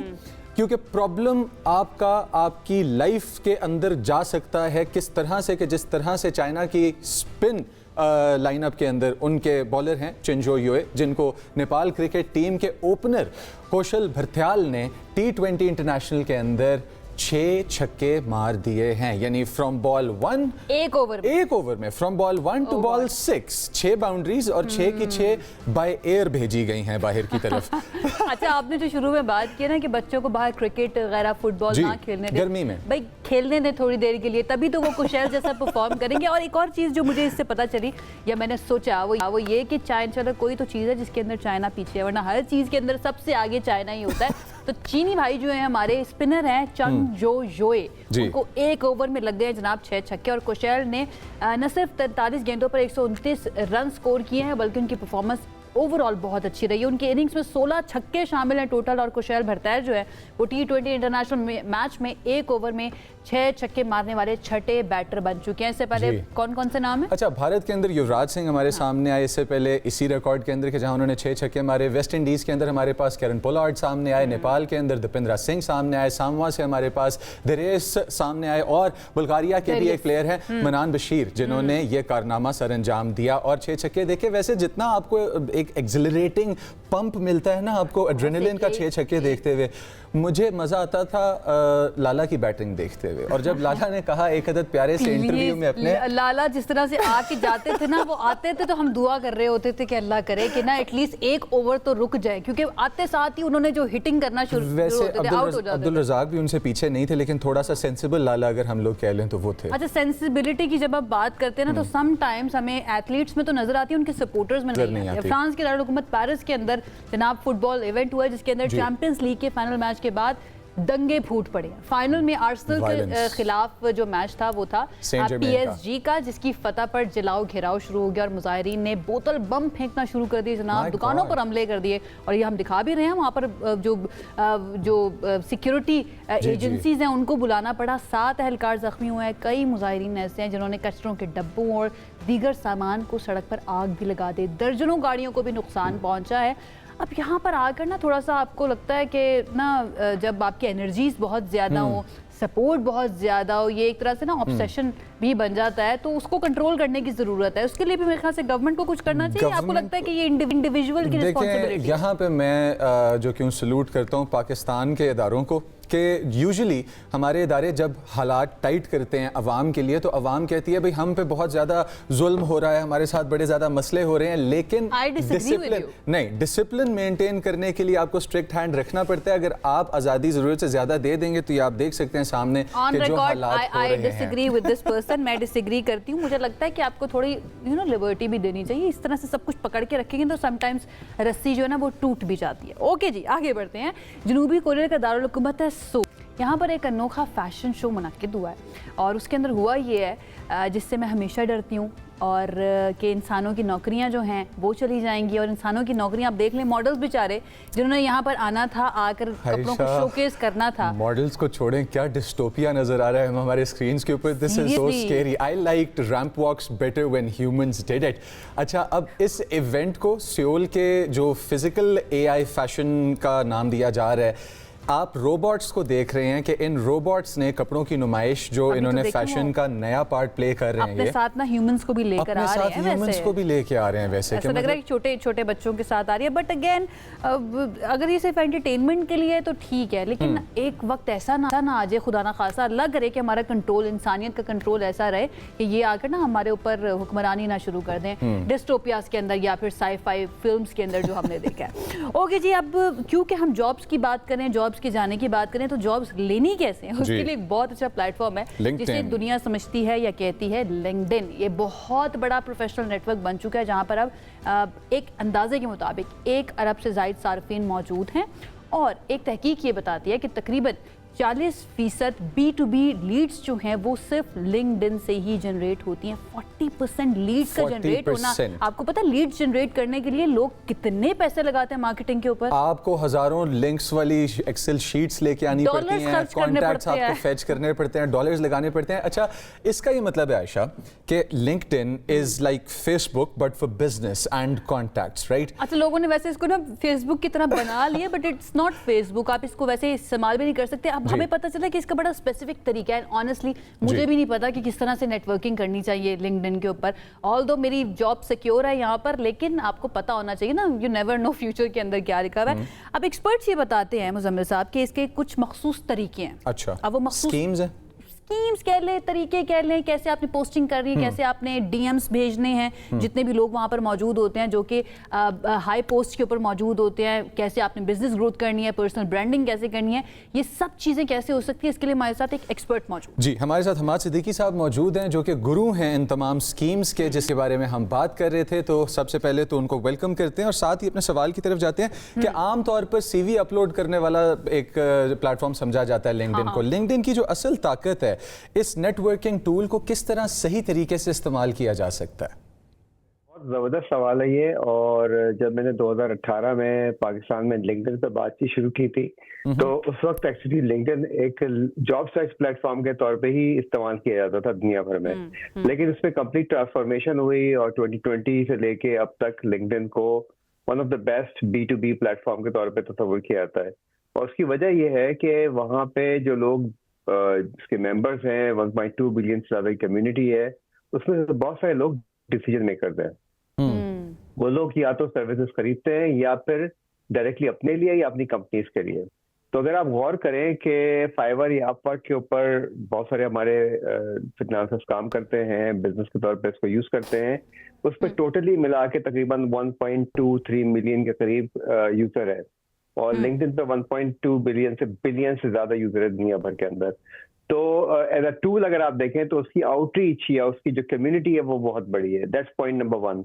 और पॉइंट नंबर 2 ये है कि जो जितने भी हमारे सोशल मीडिया प्लेटफॉर्म्स होते हैं, मिसाल के तौर पर अगर मैं टिकटॉक की बात करूं, किसने सोचा था कि टिकटॉक के ऊपर जो है लोग अपनी सर्विसेज बेच सकेंगे या इंस्टाग्राम पे अपनी सर्विसेज बेच सकेंगे। तो ये सारे जो सोशल मीडिया प्लेटफॉर्म है ये एक्चुअली कंटेंट डिस्ट्रीब्यूशन प्लेटफॉर्म है। इसी तरह से टीवी पे एडवर्टाइजमेंट चलते हैं, उसी की दूसरी फॉर्म हमारा कंटेंट होता है, चाहे हम उसको एड की सूरत में यूज करें, चाहे उसको हम एक प्रोडक्ट या सर्विस को मार्केट करने के लिए यूज करें। कंटेंट डिस्ट्रीब्यूशन प्लेटफॉर्म का काम ही होता है उस कंटेंट को आप से लेके वहां तक पहुंचाए जिन लोगों को आपके कंटेंट देखने की। अच्छा हमाद साहब, अगर कोई शख्स, मेरे जैसा शख्स, अपनी लिंक्डइन प्रोफाइल को बेहतर करके बेहतर अपॉर्चुनिटीज हासिल करना चाहता है, तो उसके लिए 3 चीजें अगर आप टॉप पर बताएं कि ये 3 चीजें तो लाजमी कर ले अपनी प्रोफाइल में, वो क्या होंगी? जो 3 से ज्यादा वैसे तो चीजें हैं, लेकिन अगर मैं फाउंडेशन की बात करूं तो सबसे पहली फाउंडेशन ये है कि मेरी डायरेक्शन सही होनी चाहिए। मुझे एग्जैक्टली पता होना चाहिए कि मैं किस ऑडियंस को रीच आउट करना चाह रहा हूँ, चाहे मैं एज अ जॉब सीकर जो है रिक्रूटर्स को रीच आउट करना चाह रहा हूँ, या एज अ बिजनेस प्रोफेशनल, चाहे मैं फ्रीलांसर हूँ, चाहे मैं कंसल्टेंट हूँ, कोच हूँ, ब्रांड मैनेजमेंट करता हूँ, मैं अपने क्लाइंट तक पहुंचना चाहूंगा। तो ये क्लियर डिस्टिंक्शन बहुत जरूरी है कि मैं उस चीज को समझूं कि मुझे एक्चुअली करना क्या है। तो ये तो हमारे टॉप के ऊपर हो गई। प्लेटफॉर्म पे इटसेल्फ जो है हमारी पहली जो फोकस होता है वो उसी डायरेक्शन को लेके लिंक्डइन प्रोफाइल की ऑप्टिमाइजेशन होता है। ना ऑप्टिमाइजेशन का मतलब ये होता है कि लिंक्डइन के ऊपर जो भी रिसोर्सेस हमें दिए गए हैं, जितने भी कंपोनेंट्स हैं हमारी प्रोफाइल के, उसको हम उस हिसाब से सेट कर लें जिस हिसाब से हमारी सर्चेबिलिटी बेहतर हो जाए, हमारी विजिबिलिटी बेहतर हो जाए और हमारी अपनी ब्रांड बिल्डिंग हो। दूसरी चीज जो बहुत इंपॉर्टेंट है वो ये है कि हमारी कंटेंट की डायरेक्शन क्या होगी। हमारी कंटेंट की डायरेक्शन ये डिफाइन करती है कि हमारा कंटेंट कहाँ तक जाएगा और किन लोगों तक जाएगा, क्योंकि अब का दौर जो है वो कंटेंट की ऑप्टिमाइजेशन का दौर है, जिसका मतलब ये है कि लिंक्डइन एज अ प्लेटफॉर्म आपके कंटेंट को इवेल्युएट करता है और उसके हिसाब से उस इंटरेस्ट की कम्युनिटी तक आपका कंटेंट पहुंचाता है, जो बिल्कुल डिफरेंट तरीका है। एआई के बाद जो है ये पिछले तकरीबन 6 महीने 7 महीने से लिंक्डइन का कंटेंट बहुत डिफरेंट तरह से पोजीशन हो गया है। और तीसरी जो बहुत इंपॉर्टेंट चीज है वो कंसिस्टेंसी है। लोग अक्सर जो है वो काम सबसे तो शुरू important। करते हैं, लेकिन होता ये है कि वो बीच में छोड़ के चले जाते हैं। मैं अमूमन कहता हूँ कि वी क्विट टू अर्ली। सो जल्दी का काम कोई भी नहीं है, कोई भी रैपिड ग्रोथ मैकेनिज्म लिंक्डइन पे नहीं है, कोई भी टूल एक्सटर्नल यूज करेंगे आपका प्रोफाइल ब्लॉक हो जाएगा। तो आप ये 3 ठीक है। काम करें, लिंक्डइन को ऑप्टिमाइज करें, लिंक्डइन के कंटेंट को ऑप्टिमाइज करें जो आप कंटेंट करें, और कंसिस्टेंसी को मेंटेन करें, तो इवेंचुअली फिर आपको रिजल्ट मिलेगा। अच्छा, लिंक्डइन को ऑप्टिमाइज करने की अगर बात करें तो फोर फ्रंट पे कंटेंट आता है, और कंटेंट के अंदर हमारे पास फिर कॉपी कंटेंट भी आता है, हमारे पास जो कि विजुअल और ऑडियो कंटेंट भी आता है। तो ये ज़रा बताते चलें कि कौन सा कंटेंट है जो लिंक्डइन जैसे प्लेटफॉर्म पे बेहतर परफॉर्म करता है? कोई भी कंटेंट, मैं इस तरह से बात करूंगा, कोई भी कंटेंट इसको रेलेवेंट होना चाहिए ऑडियंस के साथ। ठीक। विच मीन्स कि एक जमाने में जब अखबार का दौर ज्यादा था और लोग अखबार जो है का हाथ में लेके पढ़ा करते थे, आजकल तो लोग सारे इंटरनेट पे ज्यादा पढ़ते हैं, तो उस वक्त पे हम तकरीबन अखबार का हर सेक्शन ही पढ़ा करते थे। फिर एक दौर वो आया जब लोगों ने सिर्फ अपने इंटरेस्ट का सेक्शन पढ़ना शुरू कर दिया। जो पॉलिटिक्स में इंटरेस्टेड है वो पॉलिटिक्स पढ़ते हैं, जो स्पोर्ट्स में इंटरेस्टेड है वो स्पोर्ट्स पढ़ते हैं। इसी फॉर्मूले को अगर आप लिंक्डइन पे देखें, अगर मैं इंटरेस्टेड हूँ, फर्ज कीजिए मैं यहाँ कनाडा में रहता हूँ और मेरी ऑडियंस जो है वो इंटरेस्टेड है एक पर्टिकुलर तरीके से जॉब सर्च के अंदर, और मैं कंटेंट लिख रहा हूँ किसी और टॉपिक के ऊपर, तो मैं रेलेवेंट नहीं हूँ। तो मेरी रेलेवेंस को बिल्ड करना बहुत इंपॉर्टेंट है। तो अगर फर्ज कीजिए कि आप ब्रांड मैनेजमेंट पे काम करते हैं, ब्रांड मैनेजमेंट मैंने पहले भी जिक्र किया, तो मैं दोबारा उसी को एज अ बेंचमार्क ले लेते हैं। अगर ब्रांड मैनेजमेंट के ऊपर आप काम करते हैं और आप ब्रांड मैनेज पे कंटेंट नहीं लिखते, तो आप किसी को कैसे पता चलेगा कि आप ब्रांड मैनेजमेंट पे काम करते हैं? आप अगर सप्लाई चेन को फर्ज कीजिए नहीं फोकस करते, तो किसी को कैसे पता चलेगा कि आप सप्लाई चेन के एक्सपर्ट हैं या उसके ऊपर आप सर्विसेज डिलीवर करते हैं? सो हमारे कंटेंट की डायरेक्शन का सीधा होना बहुत जरूरी है। अब उस कंटेंट में क्या क्या चीजें आ सकती हैं? देखिए लिंक्डइन पे जो मुझे काम करने में मजा आता है वो ये है कि उसका बड़ा वर्सेटाइल किस्म का प्लेटफॉर्म। बिल्कुल ठीक है, आपने बता दिया कि ना आपका रेलेवेंट होना बहुत ज़रूरी है, जिस तरफ आपका इंटरेस्ट है उसको मेंशन करना बार बार बहुत ज़्यादा ज़रूरी है, उससे रिलेटेड ही कंटेंट होना चाहिए। एक इंसान ये सब कुछ कर रहा है, बाकायदगी से पोस्ट भी कर रहा है, कंसिस्टेंट भी है, लेकिन उसके बावजूद उसको इंगेजमेंट नहीं मिल रही, तो आपको क्या लगता है क्या गलती उसके कंटेंट में या फिर उसके तरीक़ाकार में है लिंक्डइन को यूज़ करने के? देखिए मैं इसकी मिसाल देता हूँ खासतौर पे इस तरह से कि अगर आप एक किसी तकरीब में जाते हैं और कोने में खड़े रहते हैं, तो आप उसमें प्रेजेंट तो जरूर है, लेकिन अक्सर होगा ये कि कोई आपसे आके बात नहीं करेगा। तो हैंडशेक बहुत इंपॉर्टेंट है, विच मीन्स कि आपका इंगेज करना बहुत इंपॉर्टेंट है। आप जब लिंक्डइन पे जाते हैं तो सिर्फ आप सेल्फ सेंट्रिक नहीं होते, आपको दूसरों के साथ इंगेज होना बहुत इंपॉर्टेंट है। तो आपकी इंगेजमेंट ये डिफाइन करती है कि आपकी कम्युनिटी कौन सी है, उसके हिसाब से फिर चीजें चलना शुरू होती हैं। पिछले 3 से 4 महीने अगर आप देखें तो लिंक्डइन की एंगेजमेंट बहुत डाउन हो गई है। पिछले साल तक का डेटा जो है लिंक्डइन का वो ये बताता है कि एवरेज एंगेजमेंट लिंक्डइन की पोस्ट पे जो है 4 है, यानी 4 लाइक्स, 4 कमेंट, पॉसिबली 4 शेयर्स अगर कोई लकी है तो that's the maximum, that's the average engagement. तो अगर किसी के पास 4 एंगेजमेंट आ रही हैं तो वो उसको खुश होना चाहिए, उसकी एवरेज एंगेजमेंट है। मगर अपने आप को कंपेयर नहीं करना चाहिए इन्फ्लुएंसर के साथ। इन्फ्लुएंसर की तो चाहे किसी भी प्लेटफॉर्म पे हो, वो हजारों के हिसाब से उनकी एंगेजमेंट आती है। आपको अपनी कम्युनिटी के साथ देखना है कि मैं कैसे उन कम्युनिटी के साथ एंगेज हो रहा हूँ और वो कम्युनिटी रेसिप्रोकेट कैसे कर रही है। अगर ये करते रहेंगे और कंसिस्टेंट रहेंगे अपने प्रोसेस के अंदर, तो आपकी एंगेजमेंट बढ़ना शुरू हो जाएगी, क्योंकि आप वैल्यूएबल कंटेंट कर रहे होंगे तो आपकी ऑडियंस जो है वो आपको रेसिप्रोकेट करेगी। ये सिंपल फार्मूला है, चाहे आप किसी भी जो है सोशल मीडिया प्लेटफॉर्म पे इसको अप्लाई कर लें। लिंक्डइन पे इन पर्टिकुलर अगर आपका कंटेंट रेलेवेंट नहीं है और आप इंगेज नहीं हो रहे तो आपको एंगेजमेंट नहीं मिलेगी। थोड़ा सा जरा क्विकली इस चीज़ पे भी डिलिबरेट करते चलें कि अब बन गया अकाउंट, चला रहे हैं हम, अपना कंटेंट अपलोड कर रहे हैं, एक ब्रांड की शक्ल इख्तियार करता जा रहा है आपका फेस और आपका कंटेंट। यहाँ पे क्या ऐसी चीज़ें हैं जो आपके पर्सनल ब्रांड को नुकसान पहुंचा सकती हैं? कौन से ऐसे गलत स्टेप्स हैं जो हम ले लेते हैं? प्रोफाइल को कंप्लीट ना करना है। मिसाल के तौर पे मैं जिसे कहता हूँ कैजुअली लेना है आपकी प्रोफाइल को। आपका बैनर मिसिंग है फर्स्ट कीजिए, तो बैनर आपके पास इतनी बड़ी फ्री रियल एस्टेट लिंक्डइन ने आपको दी हुई है जहाँ पे आप अपनी कोई किसी किस्म का कोट लिख सकते हैं, अपनी कोई किसी किस्म की बात कर सकते हैं, अपनी कोई किसी कॉन्फ्रेंस की पिक्चर लगा सकते हैं अगर वो अच्छी है तो वो आपकी ब्रांडिंग के अंदर ऐड करे, वैल्यू ऐड करेगी, वो आपका बिल बोर्ड है। आपकी तस्वीर कैसी है बहुत इंपॉर्टेंट है। मैं अभी तक भी देखता हूँ लोग अपने पासपोर्ट की जो पासपोर्ट साइज पिक्चर है उसकी तस्वीर लेके लगा देते हैं। आज के दौर में तस्वीर खींचना कोई बड़ी बात नहीं है। आप हमारे सबके कैमरे जो है खासे पावरफुल है, हम तस्वीर ले सकते हैं। तो अच्छी तस्वीर का होना बहुत इंपॉर्टेंट है। आपकी जो हेडलाइन है वो उसके अंदर वो that's a description of your brand. आप क्या करते हैं, किस तरह से लोगों को मदद करते हैं, ये बहुत इंपॉर्टेंट है। आपकी अबाउट समरी के अंदर एक्चुअल एक्सप्लेनेशन कि कोई आपसे क्यों बात करना शुरू करे, what do you bring on the table, ये बहुत इंपॉर्टेंट है। उसके बाद फिर जाहिर सी बात है और बहुत सारे कंपोनेंट्स हैं जिनको हमें लिंक्डइन के कंप्लीट करना चाहिए। दूसरी गलती हमारी ये है कि जो लिंक्डइन के फीचर्स हैं हम उन फीचर्स का ऑप्टिमल इस्तेमाल नहीं करते। मिसाल के तौर पे कंटेंट साइट के ऊपर ही देखें अगर आप, तो कंटेंट के जो आपके जितनी भी चीज़ें मैंने बताई पिछले एक सवाल में आपको, वो तमाम चीज़ें यूज़ नहीं करते। लिंक्डइन का लाइव आपको बहुत ज़बरदस्त विजिबिलिटी देता है। वहाँ पे आप लाइव कर सकते हैं आके और अपनी किसी को ला सकते हैं, कोलैबोरेटिव तरीके से कंटेंट कर सकते हैं, अपना न्यूज़लेटर शुरू कर सकते हैं। वो सारी चीज़ें जो आपको ज़्यादा से ज़्यादा विजिबिलिटी प्रोवाइड करें। और तीसरी चीज़ है कि please do not quit too early. I mean हर चीज़ में टाइम लगता है। कोई रैपिड ग्रोथ का मैकेनिज्म नहीं है लिंक्डइन के ऊपर। मैं दोबारा ये लोगों को समझाने की कोशिश करता हूँ कि भाई मल्टीपल आप अकाउंट्स मत बनाएं, अकाउंट्स ब्लॉक हो जाएंगे। कोई एक्सटर्नल टूल अपनी ग्रोथ के लिए यूज़ ना करें। वे लिंक्डइन की अपनी जो कम्युनिटी गाइडलाइंस पढ़ें, उसमें उन्होंने क्लियरली लिखा हुआ है कि कोई भी इस किस्म का ग्रोथ टूल जो है, ऑटोमेशन टूल जो है, उसको इस्तेमाल करने से आपकी प्रोफाइल ब्लॉक हो जाएगी। ठीक है हमाद साहब, थैंक यू सो मच हमें ज्वाइन करने के लिए। हमाद साहब हमारे साथ मौजूद थे। लिंक्डइन को कैसे इस्तेमाल करना है इसके बारे में बताया था। एक ब्रेक की तरफ हम जाते हैं, ब्रेक से वापस आएंगे तो बात करेंगे दीगर सेगमेंट्स पर। स्टे विद अस।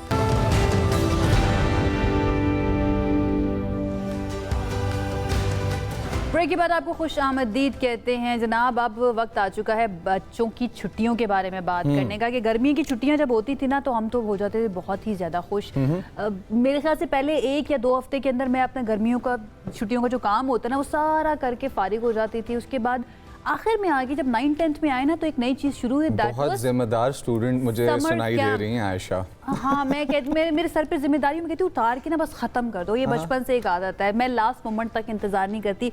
लेकिन ये जो समर कैंप्स अब शुरू हो चुके हैं, जो मेरे 9-10 से शुरू हुए थे, और अब ऐसा लगता है कि वो तफरी से ज़्यादा जो है ना वो जहनी ताजगी से ज़्यादा बन चुके हैं बच्चों के लिए बोझ और लोड। उसके ऊपर ज़रा हमने बात करनी है कि हालिया बरसों के अंदर पाकिस्तान के जो प्राइवेट स्कूल्स हैं उसके अंदर एक नया रुझान बहुत तेज़ी के साथ फ़रोग पा रहा है, जिसे समर कैंप कल्चर भी कहा जाता है। इन समर कैंप्स के अंदर बच्चों को मुख्तलिफ सरगर्मियों जैसे कि एकेडमिक लर्निंग्स हो गई, आर्ट्स हो गई, कोडिंग, स्पोर्ट्स और स्किल बेस्ड ट्रेनिंग दी जाती है। सवाल ये है कि क्या सिर्फ और सिर्फ ये काफ़ी है या फिर मोस्ट ऑफ द स्कूल्स ये भी करते हैं, वो सिर्फ और सिर्फ बच्चों को पढ़ाई के ऊपर लगा कर रखते हैं उन समर कैंप्स के अंदर भी।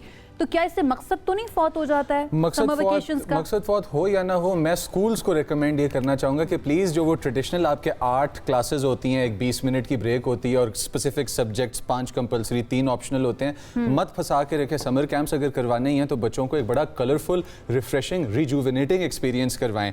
अब इन तमाम चीज़ों को डिस्कस करने के लिए हमारे साथ जो गेस्ट्स आज मौजूद हैं वो इस चीज़ को अंदर से लेके बाहर तक जाने। सबसे पहले हमारे पास president private schools association Kashif Mirza साहब मौजूद हैं और फिर हमारे साथ आयशा रज़ाक एजुकेशनिस्ट मौजूद हैं। अस्सलाम वालेकुम काशिफ साहब एंड अस्सलाम वालेकुम Ayesha, welcome and belated Eid मुबारक। ईद मुबारक। आपका भी ईद मुबारक। ईद मुबारक। मैं आयशा आपसे स्टार्ट कर लेते हैं, बिकॉज बीइंग एन एजुकेशनिस्ट मुझे लगता है कि पहले आपका पर्सपेक्टिव आ जाए, देन हम काशिफ साहब के पास जाते हैं। बच्चों को छुट्टियां देना माहिर नफ्सियात या जो साइकोलॉजिस्ट हैं उनके मुताबिक इसलिए भी ज़रूरी है कि बच्चों की एक मोनोटोनस की रूटीन जो है उसको तोड़ा जाए, उनकी अडेप्टेबिलिटी को बढ़ाया जाए। उनकी रूटीन जो पहले एक सुबह के टाइम उठना है, दोपहर को वापस आना है, उसको थोड़ा सा तब्दील किया जाए ताकि इन फ्यूचर अगर कुछ ऐसे हालात आएँ कि उनको डिफरेंट रूटीन पर चलना पड़े, जो कि आते हैं सबकी ज़िंदगी के अंदर, तो वो अडेप्टेबिलिटी उनके अंदर वो मौजूद हो, उनका जहन जो है ना वो ओवर स्टिमुलेशन से बच जाए। ऐसे में समर कैंप्स कल्चर मुतारिफ करवाना, what do you think about it? बहुत बहुत शुक्रिया आपका बुलाने का। मेरे ख्याल में हर समर जब स्टार्ट होता है तो ये वाली कॉन्वर्सेशंस हमें पता है, बिकॉज वो पेरेंट्स एक ही सूरत हाल से हर साल गुजरते हैं, तो हम ये कॉन्वर्सेशन करते हैं। देखिए मेरे ख्याल में और आप उससे छोटी हैं, क्योंकि आपने कहा आपकी 9th और 10th के ज़माने से ये चीज़ शुरू हो गई थी। जब मैं छोटी थी तो समर कैंप का उस तरह से कल्चर नहीं था।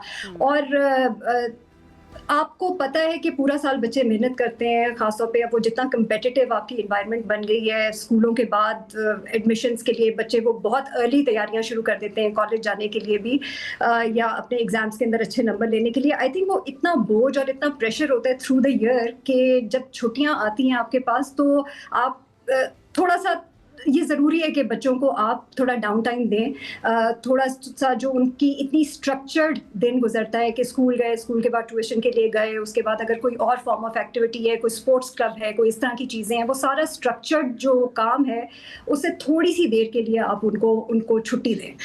और अनस्ट्रक्चर्ड भी हमें पता है, जैसे आपने कहा कि जो ब्रेन साइंटिस्ट्स हैं या जो और लोग हैं जो इंसान का जहन किस तरह काम करता है उसको समझते हैं, वो उनका भी ये ख्याल होता है कि आप बच्चों को बहुत सारी और स्किल्स सिखाने के लिए या एटीट्यूड सिखाने के लिए, या इवन अपने आप को ये कि वो थोड़े ज़्यादा क्रिएटिव हो जाएं, वो खुद अपना टाइम बगैर उनको कोई स्ट्रक्चर्ड दिन कोई बड़ा प्रोवाइड करे या कोई स्कूल प्रोवाइड करे, वो थोड़ा खुद भी इस काबिल हो जाएं कि अपने आप को बोर होने से बचाएं, नई एक्टिविटीज खुद से, नए गेम्स खुद से बनाएं। आयशा, मैं काशिफ साहब के पास आपका ये पॉइंट लेके जाना चाहता हूँ कि थोड़ा सा अपनी स्ट्रक्चर्ड रूटीन से निकल के अनस्ट्रक्चर्ड एक टाइम हो कि जहाँ पे वो अनटाई कर सकें अपने माइंड को और थोड़ा रिजुविनेट कर सकें। काशिफ साहब, बहुत सारे स्कूल्स ने कंपल्सरी कर दिया है, क्या बच्चों को हम सारा साल स्ट्रेस में रखना चाह रहे हैं? What's the scheme?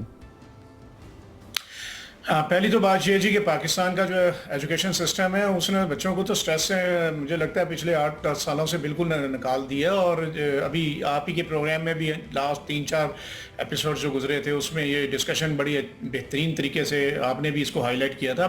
हमारे तो 90 to 120 डेज़ हैं, जबकि दुनिया जो समर कैंप जहाँ पे हो रहे हैं वहाँ पे भी 180 डेज़ से 240 डेज़ का मुख्तलिफ सेगमेंट में प्री प्राइमरी सेकेंडरी एजुकेशन के लिहाज से उन्होंने रूटीन में एजुकेशन कैलेंडर रखा हुआ है। अब अगर आप मेन एजुकेशन कैलेंडर को भी ऑफ कर देते हैं, समर कैंप भी ऑफ हो जाएगा, तो फिर तो हमारे बच्चे जो हैं वो अब आप सोच सकते हैं कि उसके रिजल्ट्स और उनके, देखिए जो आपके ख़ास तौर पे समर कैंप की जो डिस्कशन है वो बड़ी इंपॉर्टेंट इसलिए भी बन जाती है कि हमारे मौजूदा एजुकेशन सिस्टम अनफॉर्चुनेटली ऐसा डिज़ाइंड है कि इसके अंदर स्किल के ऊपर हम कोई बात नहीं करते, इनोवेशन पे, लर्निंग प्रोसेस के ऊपर, कॉन्फिडेंस बिल्डिंग पे, क्रिएटिव थिंकिंग के ऊपर, ये वो चीज़ें हैं जो एनालिटिकल थिंकिंग के ऊपर हम बिल्कुल कोई डिस्कशन नहीं करते। अमूमन जो समर कैंप किए जा रहे हैं अभी तो पाकिस्तान के अंदर अनफॉर्चुनेटली बहुत एक महदूद लेवल पे है। सिर्फ जो हमारी एलीट क्लास आप बहुत अच्छी बात करें कि इन सब चीज़ों के ऊपर बात इसलिए नहीं की जाती क्योंकि हम बेसिक्स से ही अभी तक नहीं निकल पाए हैं ना, हमारी बेसिक्स ही बुनियादें ठीक नहीं है, तो फिर हम आगे जाकर क्रिटिकल थिंकिंग के ऊपर बात करें, कॉन्फिडेंस बिल्डिंग के ऊपर बात करें। काशिफ साहब, आप ये बात करें कि पिछले 2-3 सालों के अंदर या चले 7-8 साल आप कह रहे थे कि उसके अंदर हमने बच्चों के जो नॉर्मल स्कूल गोइंग डेज होते हैं उन वो भी छीन लिए या वो वाली रूटीन भी बरकरार नहीं रही है। तो ऐसे में आपको लगता है कि कंपलसरी कर देना समर कैंप एक मुख्तसर वक्त के लिए हो कि ठीक है इस साल बच्चों की जो तालीमी ज़रूरत है वो पूरी नहीं हो सकी तो इस साल हम समर कैंप लगा देते हैं। अब हो ये रहा है कि समर कैंप को लाजिम कर दिया गया है, तो वो तमाम पेरेंट्स जो पूरा साल भी फीस देते रहे, वो छुट्टियों की भी फीस दे रहे हैं एंड देन समर कैंप की अलहदा से फीस दे रहे होते हैं, उन बेचारों का क्या कसूर है? देखिए, जहाँ तक तो समर कैंप के गवर्नमेंट की तरफ से जो इंस्ट्रक्शंस हैं, एक तो वो ऑप्शनल है, उसमें कोई जो कंपलसरी और ऐसे को कंडीशन नहीं है। सेकंड, फीस को पंजाब की जो नोटिफिकेशन आया उसके अंदर तो फीस ना लेने की बात की गई है। अच्छा, अब अगर फीस भी नहीं लेनी और आपने जो कंपलसरी भी नहीं किया हुआ तो आई डोंट थिंक सो कि ये ये हो सकता है प्रोविंस टू प्रोविंस उसमें नोटिफिकेशन में कोई चेंज हो, लेकिन जाती तौर पे ये ऑप्शनल ही होना चाहिए, मैं ये समझता हूँ, और इसमें बच्चों को पाबंद नहीं करना चाहिए।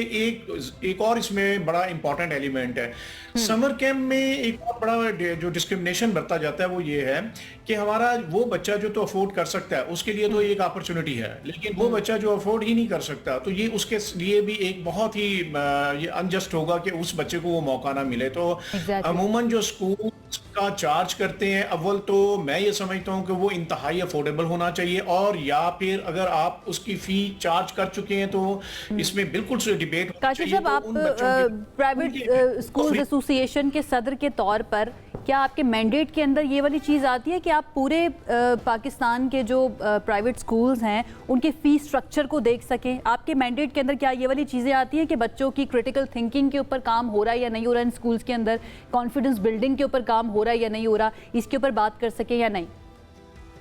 हमने इसमें बारहा और बहुत डिटेल में जो है ना सिर्फ बात की बल्कि इन राइटिंग इन जो है तमाम गवर्नमेंट्स के जो चूंकि आफ्टर 18 अमेंडमेंट ये सब्जेक्ट मैटर ऑफ प्रोविंस तो सबको भेजा है, लिख के दिया है कि इसको डिटेल में देखा जाना चाहिए। और देखिए मेरी एक बात सुने, ये ऐसा इशू है जिसमें एजुकेशन का मौजूदा निज़ाम डिलीवर नहीं कर सकता। मैं बारहा आपके भी प्रोग्राम में कहा और भी हर अरबाब इख्तियार के प्लेटफॉर्म तक की हमने बात की है, इसको जो है रिफॉर्म करने की भी जरूरत नहीं है। हमें नए सिरे से उन कंट्रीज को फॉलो करने की जरूरत है, उसके एजुकेशन सिस्टम को जो स्किल की बात करें, इनोवेशन की बात करें, क्रिएटिव थिंकिंग की, स्किल डेवलपमेंट के ऊपर जो बात करें, हम लोग तो दुनिया इस वक्त तो मौजूदा एजुकेशन सिस्टम को ऑब्सोलीट करते हुए स्किल्स को और सर्टिफिकेशन के ऊपर पॉइंट टेकन काशिफ साहब के मौजूदा एजुकेशन सिस्टम को ऑब्सोलीट करते हुए स्किल्स की डेवलपमेंट की तरफ हम लोग ज़्यादा प्रैक्टिकल चीज़ों की तरफ दुनिया जा रही है।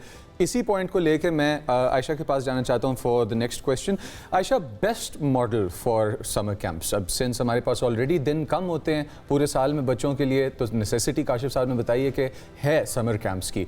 आप एक एजुकेशनिस्ट हैं, आपके ओपिनियन में बेस्ट मॉडल समर कैंप का क्या हो सकता है? देखिए मेरे ख्याल में फिर हमें उसे समर कैंप उस तरह से समझना ही नहीं चाहिए ना, फिर हमें कह देना चाहिए कि देखिए हमारे बड़े बेसिक मसाइल हैं, हमारा एजुकेशन सिस्टम पूरे साल काम नहीं करता, तो to make up for that हमें समर के अंदर एक्स्ट्रा क्लासेस करनी है and this will be pretty much an extension of आपका जो एकेडमिक ईयर है। फिर तो या तो हम ये बात करें कि हमारे पास समर कैंप की डेफिनेशन ये है, क्योंकि जैसे काशिफ साहब ने कहा ठीक है बड़े प्रैक्टिकल मसाइल हैं, हमारे पास स्कूल वाकई बंद रहते हैं, स्कूल डिलीवर नहीं कर पा रहे अपने जो वो एक लर्निंग उन्होंने करवानी होती है पूरे साल में स्टूडेंट्स को, तो या तो आप ये कहें। लेकिन जाहिर है अगर आप ये कहते हैं कि ये समर कैंप वैसे ही हैं जैसे पूरी दुनिया में समझे जाते हैं, तो बहरहाल एक अच्छा समर कैंप कभी भी आपके जो एकेडमिक जो ईयर है बाकी स्कूल की एक्सटेंशन नहीं होगा। ठीक है, थोड़ा बहुत उसके अंदर हो सकता है कि आप किसी किस्म की कोई चीज़ करिकुलम का कोई पार्ट आप उसको पढ़ा रहे हैं बड़े फन तरीके से, लेकिन लार्जली आप यही समझते हैं कि समर कैंप में वो चीज़ें आप करवाएंगे जिस पर पूरा साल आप तवज्जो इतनी नहीं दे पाते। जैसे फॉर एग्जांपल स्किल्स डेवलपमेंट की बात की, something as small as cooking से लेकर आर्ट से लेकर पेंटिंग से लेकर डिबेट्स के लिए बच्चों को तैयार करने से लेकर कॉन्फिडेंस बिल्डिंग एक्सरसाइजेस की बात की। आजकल स्टेम का, कोडिंग का, इस किस्म के कामों पे बहुत ज़्यादा जोर है। और देखिए ये अच्छी एक्टिविटीज़ हैं। मेरी अपनी बेटी है, अब बड़ी हो चुकी है, लेकिन वो जब स्कूल में थी तो कुछ अरसे के लिए बीच में, and not necessarily just summer में मैं कोशिश करती थी कि उसको थोड़ा सा ऑफ टाइम भी मिले, लेकिन वैसे अदरवाइज भी इवनिंग्स में आप स्टेम क्लासेस, फिर वही एक्सेस की अफोर्डेबिलिटी की बात आ जाती है कि आप किसको एक्सक्लूड कर रहे हैं, किसको इंक्लूड कर रहे हैं। हमें पता है कि हमारे पास अब प्राइवेट स्कूलों में भी ऐसे पेरेंट्स के बच्चे जाते हैं जो जब फीस देने लगते हैं अपने बच्चों की, तो उस वक्त उनको जितनी पेन होती है वो हम सबको पता है, हम हर साल करते हैं। तो अगर उसके बाद मुझे समझ नहीं आता, लेकिन आयशा मैं ये कहना चाहती हूँ, देखिए मुझे ये समझ नहीं आता कि अगर आप अच्छी समर कैंप देंगे और उसमें कोडिंग और ये आप फ्री कैसे कर सकते हैं? Someone has to pay for it. तो आपने बहुत अच्छी बात की पेरेंट्स के बारे में कि बेचारे पेरेंट्स एक तो वो वैसे ही अपने पेट काट के बच्चों को स्कूल भेज रहे होते हैं ताकि उनके बच्चे बेहतर फ्यूचर ले सके, बाकियों की तरह उनको अपॉर्चुनिटीज़ मिल सके। ऐसे में उनके ऊपर एक और बोझ डालना डेफिनेटली समझ से बालातर है। मेरा सवाल ये आयशा कि हम ये जो ऑल द टाइम कंपटीशन हमारे बच्चे पीछे रह जाएंगे या ना दुनिया के साथ हम कदम से कदम मिलाकर चल नहीं पाएंगे, कहीं हम ये ओवर कंपेटिटिवनेस की वजह से बच्चों का बचपन तो नहीं उनसे छीन रहे हैं जो कि ज़रूरी है कि वो उसको भी जी सकें?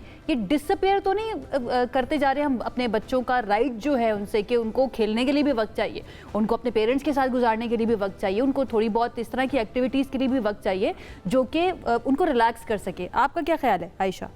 आयशा मैं बिल्कुल ये समझती हूँ कि ये होना चाहिए। मेरे ख्याल में हम सबको जिन्होंने अच्छा टाइम एक बचपन का गुजारा हुआ है बैलेंस तरीके से, हमें बहुत सारी चीज़ें अपनी समर वेकेशन की यही याद है। मुझे तो ये याद है कि हम ज़्यादातर अपना हिस्सा समर का अपनी नाना के घर में नानी के घर जाया करते थे। एग्जैक्टली, उसके अलावा तो ये इस किस्म की चीज़ें, और घर में भी पेरेंट्स अगर चाहें किसी न किसी किस्म का स्ट्रक्चर, किसी न किसी किस्म के अच्छे काम में बच्चों को, लेकिन अगेन हम चले इसको भी एक साइड पे रखते हैं क्योंकि हम कहते हैं कि माँ बाप के पास टाइम नहीं है, या ये कि हर एक के पास वो एजुकेशन, वो रिसोर्सेज नहीं है। ट्रैवल पे ले जाना कौन सा आसान रहेगा एक शहर से दूसरे शहर। अगर हम ये कह भी दें, मसला हमारा फिर वहीं पर आ जाता है जहाँ से ये डिबेट शुरू हुई है कि इतना बुरा आपका एजुकेशन सिस्टम है थ्रू द ईयर, कि मेरे ख्याल में वो जो एक डर है ना पेरेंट्स के जहन में कि मेरा बच्चा पीछे रह जाएगा, ना सिर्फ लोकली बल्कि ग्लोबली ऑल्सो बाकी बच्चों के साथ कम्पीट नहीं कर सकेगा, बिकॉज बाकी जगहों पे तो पूरा साल स्कूल ठीक तरीके से काम कर रहा है, बच्चे को वो सिखा रहा है जो उसको सीखना चाहिए। तो सेंस बनती है कि समर में अगर आप ऑफ टाइम करना भी चाहते हैं जो काशिफ साहब ने भी मेंशन किया है, उन्होंने कहा है कि बाकी दुनिया के साथ अगर हम कंपेयर करें तो हमारा कंपैरिजन नहीं बनता, बिकॉज स्ट्रक्चर और फिर इंफ्रास्ट्रक्चर के अंदर जो पॉलिसीज और फिर इम्प्लीमेंटेशन है उनके अंदर काफी सारा स्पेस है। बिल्कुल बिल्कुल, तो हम मान लें कि हमारे पास, क्योंकि हम पूरा साल पढ़ाते नहीं है बच्चों को, तो हमने अब मेकअप करने के लिए हमने अभी भी उनको ट्यूशन ही एक तरह की समर कैंप में पढ़ाया। जी अच्छा काशिफ साहब, अगर अभी जिस तरह से आयशा ने मेंशन किया है कि हम लोगों के पास एक्सटेंशन ही अगर हम कर दें उन क्लासेस की जो नॉर्मल क्लासेस हैं, और अगर समर कैंप अच्छी क्वालिटी का हम दे रहे हैं कि जिसमें स्टेम, रोबोटिक्स, AI इस तरह के स्किल्स हम सिखा रहे हैं, somebody has to pay for it, तो जाहिर बात है क्लासेस में air conditions, infrastructure, energy cost, somebody has to pay for all of it. अगर इस तरीके से देखा जाए समर कैंप को, क्या हम लोग समर्स में एटलीस्ट एक ऐसा कैंप डिज़ाइन कर सकते हैं कि जिसके अंदर हम बच्चों को एनर्जी कॉस्ट्स, एनर्जी एफिशिएंसी, इस तरह के टॉपिक्स को लेके आएँ कि हम लोग उन्हें मुतारिफ़ करवाएं उन मसाइल से जो रियल लाइफ ग्राउंड रियलिटीज़ हैं, और फिर उनको हम लोग स्टेम, रोबोटिक्स, AI और इस तरह की चीज़ों में इन्वॉल्व करें कि ताकि कॉस्ट कटिंग भी हो जाए, उनका समर कैंप भी हो जाए, and at the same time जिस तरह से हम उनको इन्वॉल्व करना चाह रहे हैं क्रिएटिव अनस्ट्रक्चर्ड वे में, वो भी हो जाए। और क्या आप बाउंड कर सकते हैं प्राइवेट स्कूल्स को, काशिफ साहब, अपनी पोजीशन पर रहते हुए? देखें, आपने ये जो बात की है, यही मैं बारहा हर जगह पे भी ये बात कर रहा हूँ कि हमारा जो मौजूदा एजुकेशन सिस्टम, हम क्यों ना इसको वो उस चीज़ के मुताबिक क्यों नहीं हम करते कि जो दुनिया मांग रही है, और जिसमें अभी ये सारी जो बातें आपने की हैं कि उसकी जो स्किल डेवलपमेंट है, स्टेम की बात, IVY की बात आप करें, आप जो इससे रिलेटेड अदर जो पूरी दुनिया में जैसे चाइना में यूज़ हो रहा है, जापानीज़ कर रहे हैं स्किल्स के ऊपर, जो तो ये वही चीज़ है जो हम समर कैंप में मुतारफ़ करवाते हैं। तो क्यों ना हम अपने उस एजुकेशन सिस्टम को ग्रासरूट लेवल से इसके मुताबिक लिंक अप करें, जो आपकी इंडस्ट्री के साथ भी लिंक अप हो और फिर वो इंटरनेशनल स्टैंडर्ड को भी मीट अप करे। आइए आर्टिफिशियल इंटेलिजेंस के वक्त, आपकी टेक्नोलॉजी के वक्त, आपकी इंडस्ट्रियलाइजेशन के वक्त ये सारी चीजें जो थी ये रिक्वायर्ड थी और अब भी हैं, तो हमने इसको इग्नोर किया। अभी हमने नंबर गेम में बच्चों को स्ट्रेस दिया। यही वजह है कि आप जब देखते हैं जब आपका सेशन महदूद होता है तो फिर जो समर कैंप भी लगते हैं जिसको आपने आइडेंटिफाई किया, वो बुनियादी तौर पे उस गैप को फिल करने के लिए होता है। अच्छा, प्रॉब्लम ये है कि वक्त जब कम होता है ना, तो हम वर्केबल सॉल्यूशंस के ऊपर बात नहीं कर पाते हैं कि ठीक है हमने शुरू से जो नहीं किया वो तो एक हकीकत है ही है, बट प्रैक्टिकली हम क्या कर सकते हैं। बट अनफॉर्चुनेटली वक्त हमारे पास हो चुका है ख़त्म। कोशिश करेंगे एक और सेशन हम रखें ताकि इसको मजीद इन डिटेल डिस्कस कर सकें। काशिफ साहब, thank you so much.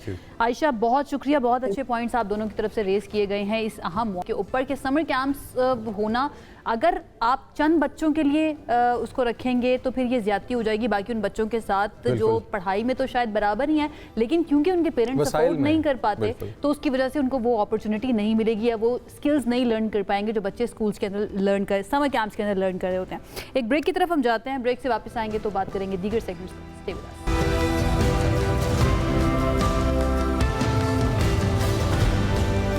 Welcome back viewers. और मैं और आयशा भी बात कर रहे थे कि छुट्टियां जब आएँ और छुट्टियों के साथ ईद तो यूजुअली कपल्ड होती है, जब भी कभी हम छुट्टियों के अंदर दाखिल हो रहे होते हैं जो ईद की होती हैं, हमारे पास इस दफ़ा सबसे ज़्यादा ट्रैवल जो जिन एरियाज़ में किया गया KP के, हम करने लगे हैं उनको डिस्कस। ईद उल अज़हा की तातीलात थी और इस दौरान खैबर पख्तूनख्वा एक बार फिर से यहाँ हो, और जो साइट लवर्स होते हैं कि जिन्होंने जाके लैंडस्केप्स देखने हैं, उनकी तरजीह है यूजुअली। और इस दफ़ा 11,64,000 सयाह मुख्तलिफ तफरीही और तारीखी मकामात पर, कुदरती मकामात जहाँ पे आपके पास माउंटेन्स, वैलीज, जहाँ पे आपके पास आसार कदीमा, इसी के साथ they're so lucky that they've been to those places. You were in Lahore, आप लाहौर गई हुई थी। हम यहाँ पे शो नहीं कर रहे थे, लाहौर की गर्मी खाने हुए हम यहाँ पर शो कर रहे थे, ये भूल गए हैं।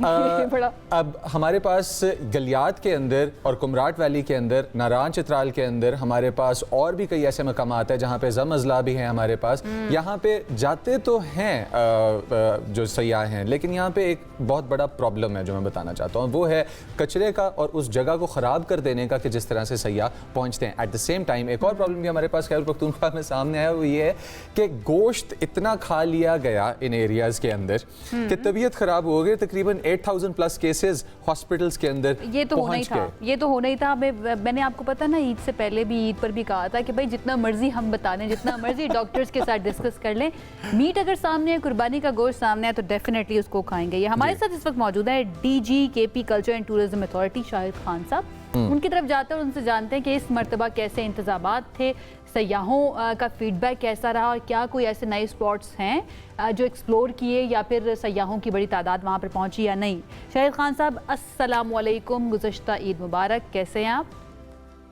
वालेकुम अस्सलाम, आप सबको भी और सब तमाम पाकिस्तानियों को, बहन भाइयों को, सबको मेरी तरफ से, Khyber Pakhtunkhwa culture and tourism department की तरफ से भी ईद मुबारकबाद। खैर मुबारक। ये जो बहन भाई वहाँ पर पहुँचे थे सयाह बनकर, उनका किस तरह से ख्याल रखा गया? कौन कौन से ज़्यादा जो एरियाज़ हैं या स्पॉट्स हैं वो प्रेफर किया लोगों ने और टूरिस्ट ने? बिल्कुल, जिस तरह लास्ट ईयर और हमारे मुख्तलिफ जो इवेंट्स होते हैं थ्रू आउट द ईयर, और गर्मियों के मौसम में फिर ईद भी हो और छुट्टियां भी ज़्यादा हो, वीकेंड भी लॉन्ग हो, तो ऑब्वियसली लोग फैमिलीज जो हमारे हैं, जो चाहे जॉब वाले हो, बगैर जॉब के हो, जहाँ से भी हो, अब्राड से भी लोग आ जाते हैं तो ईद की खुशियाँ मनाने अपनों के साथ। तो इस दफ़ा हमारे साथ जो लोग आए थे सयाह, जितने भी टूरिस्ट थे, ज़्यादा इन्फ्लक्स हमारा स्वात का आलाम और मालम जब इन एरियाज़ में रहे, वहाँ पे 3,50,000 से ज़्यादा तकरीबन हमारे मेहमान आए थे। इसी तरह फिर हज़ारा डिवीज़न में भी कागान नारान की तरफ बहुत सारे लोगों ने वहाँ पे जो सैर तफरीह के हमारे जितने भी साइट्स हैं वहाँ पे भी बहुत सारे लोग, 1,80,000-70,000 के करीब वहाँ पे भी लोग आए हैं। गलियाट में भी बहुत ज़्यादा लोग आए हैं, इसी तरह कुमराट में भी आए हैं, और कैलाश वैली, हमारे चतराल जो है, बूनी मस्तूज, इस एरियाज में भी काफ़ी सारे लोग आए थे। इसके साथ साथ अगर हम देख ले तो पूरे हमारे जो आर्कियोलॉजिकल साइट्स है, हमारे म्यूजियम है, जो हेरिटेज है कल्चर के, वहाँ पे भी इस दफ़ा बहुत सारे लोग हमारे इन एरियाज, इन मुकामात को देखने के लिए आए हैं। साथ साथ में अगर हम देख लें तो मर्ज डिस्ट्रिक्ट जितने भी हमारे अजला हैं, साउथ वजीरिस्तान अपर, साउथ वजीरिस्तान लोअर, हाँ, ये बहुत इंटरेस्टिंग था शाहिद साहब। जब ये वाली खबर हम तक पहुंची तो हमारे लिए ये बहुत इंटरेस्टिंग था कि जनूबी वजीरिस्तान और औरंगजेब वगैरह के अंदर भी बड़ी तादाद में सयाह गए थे।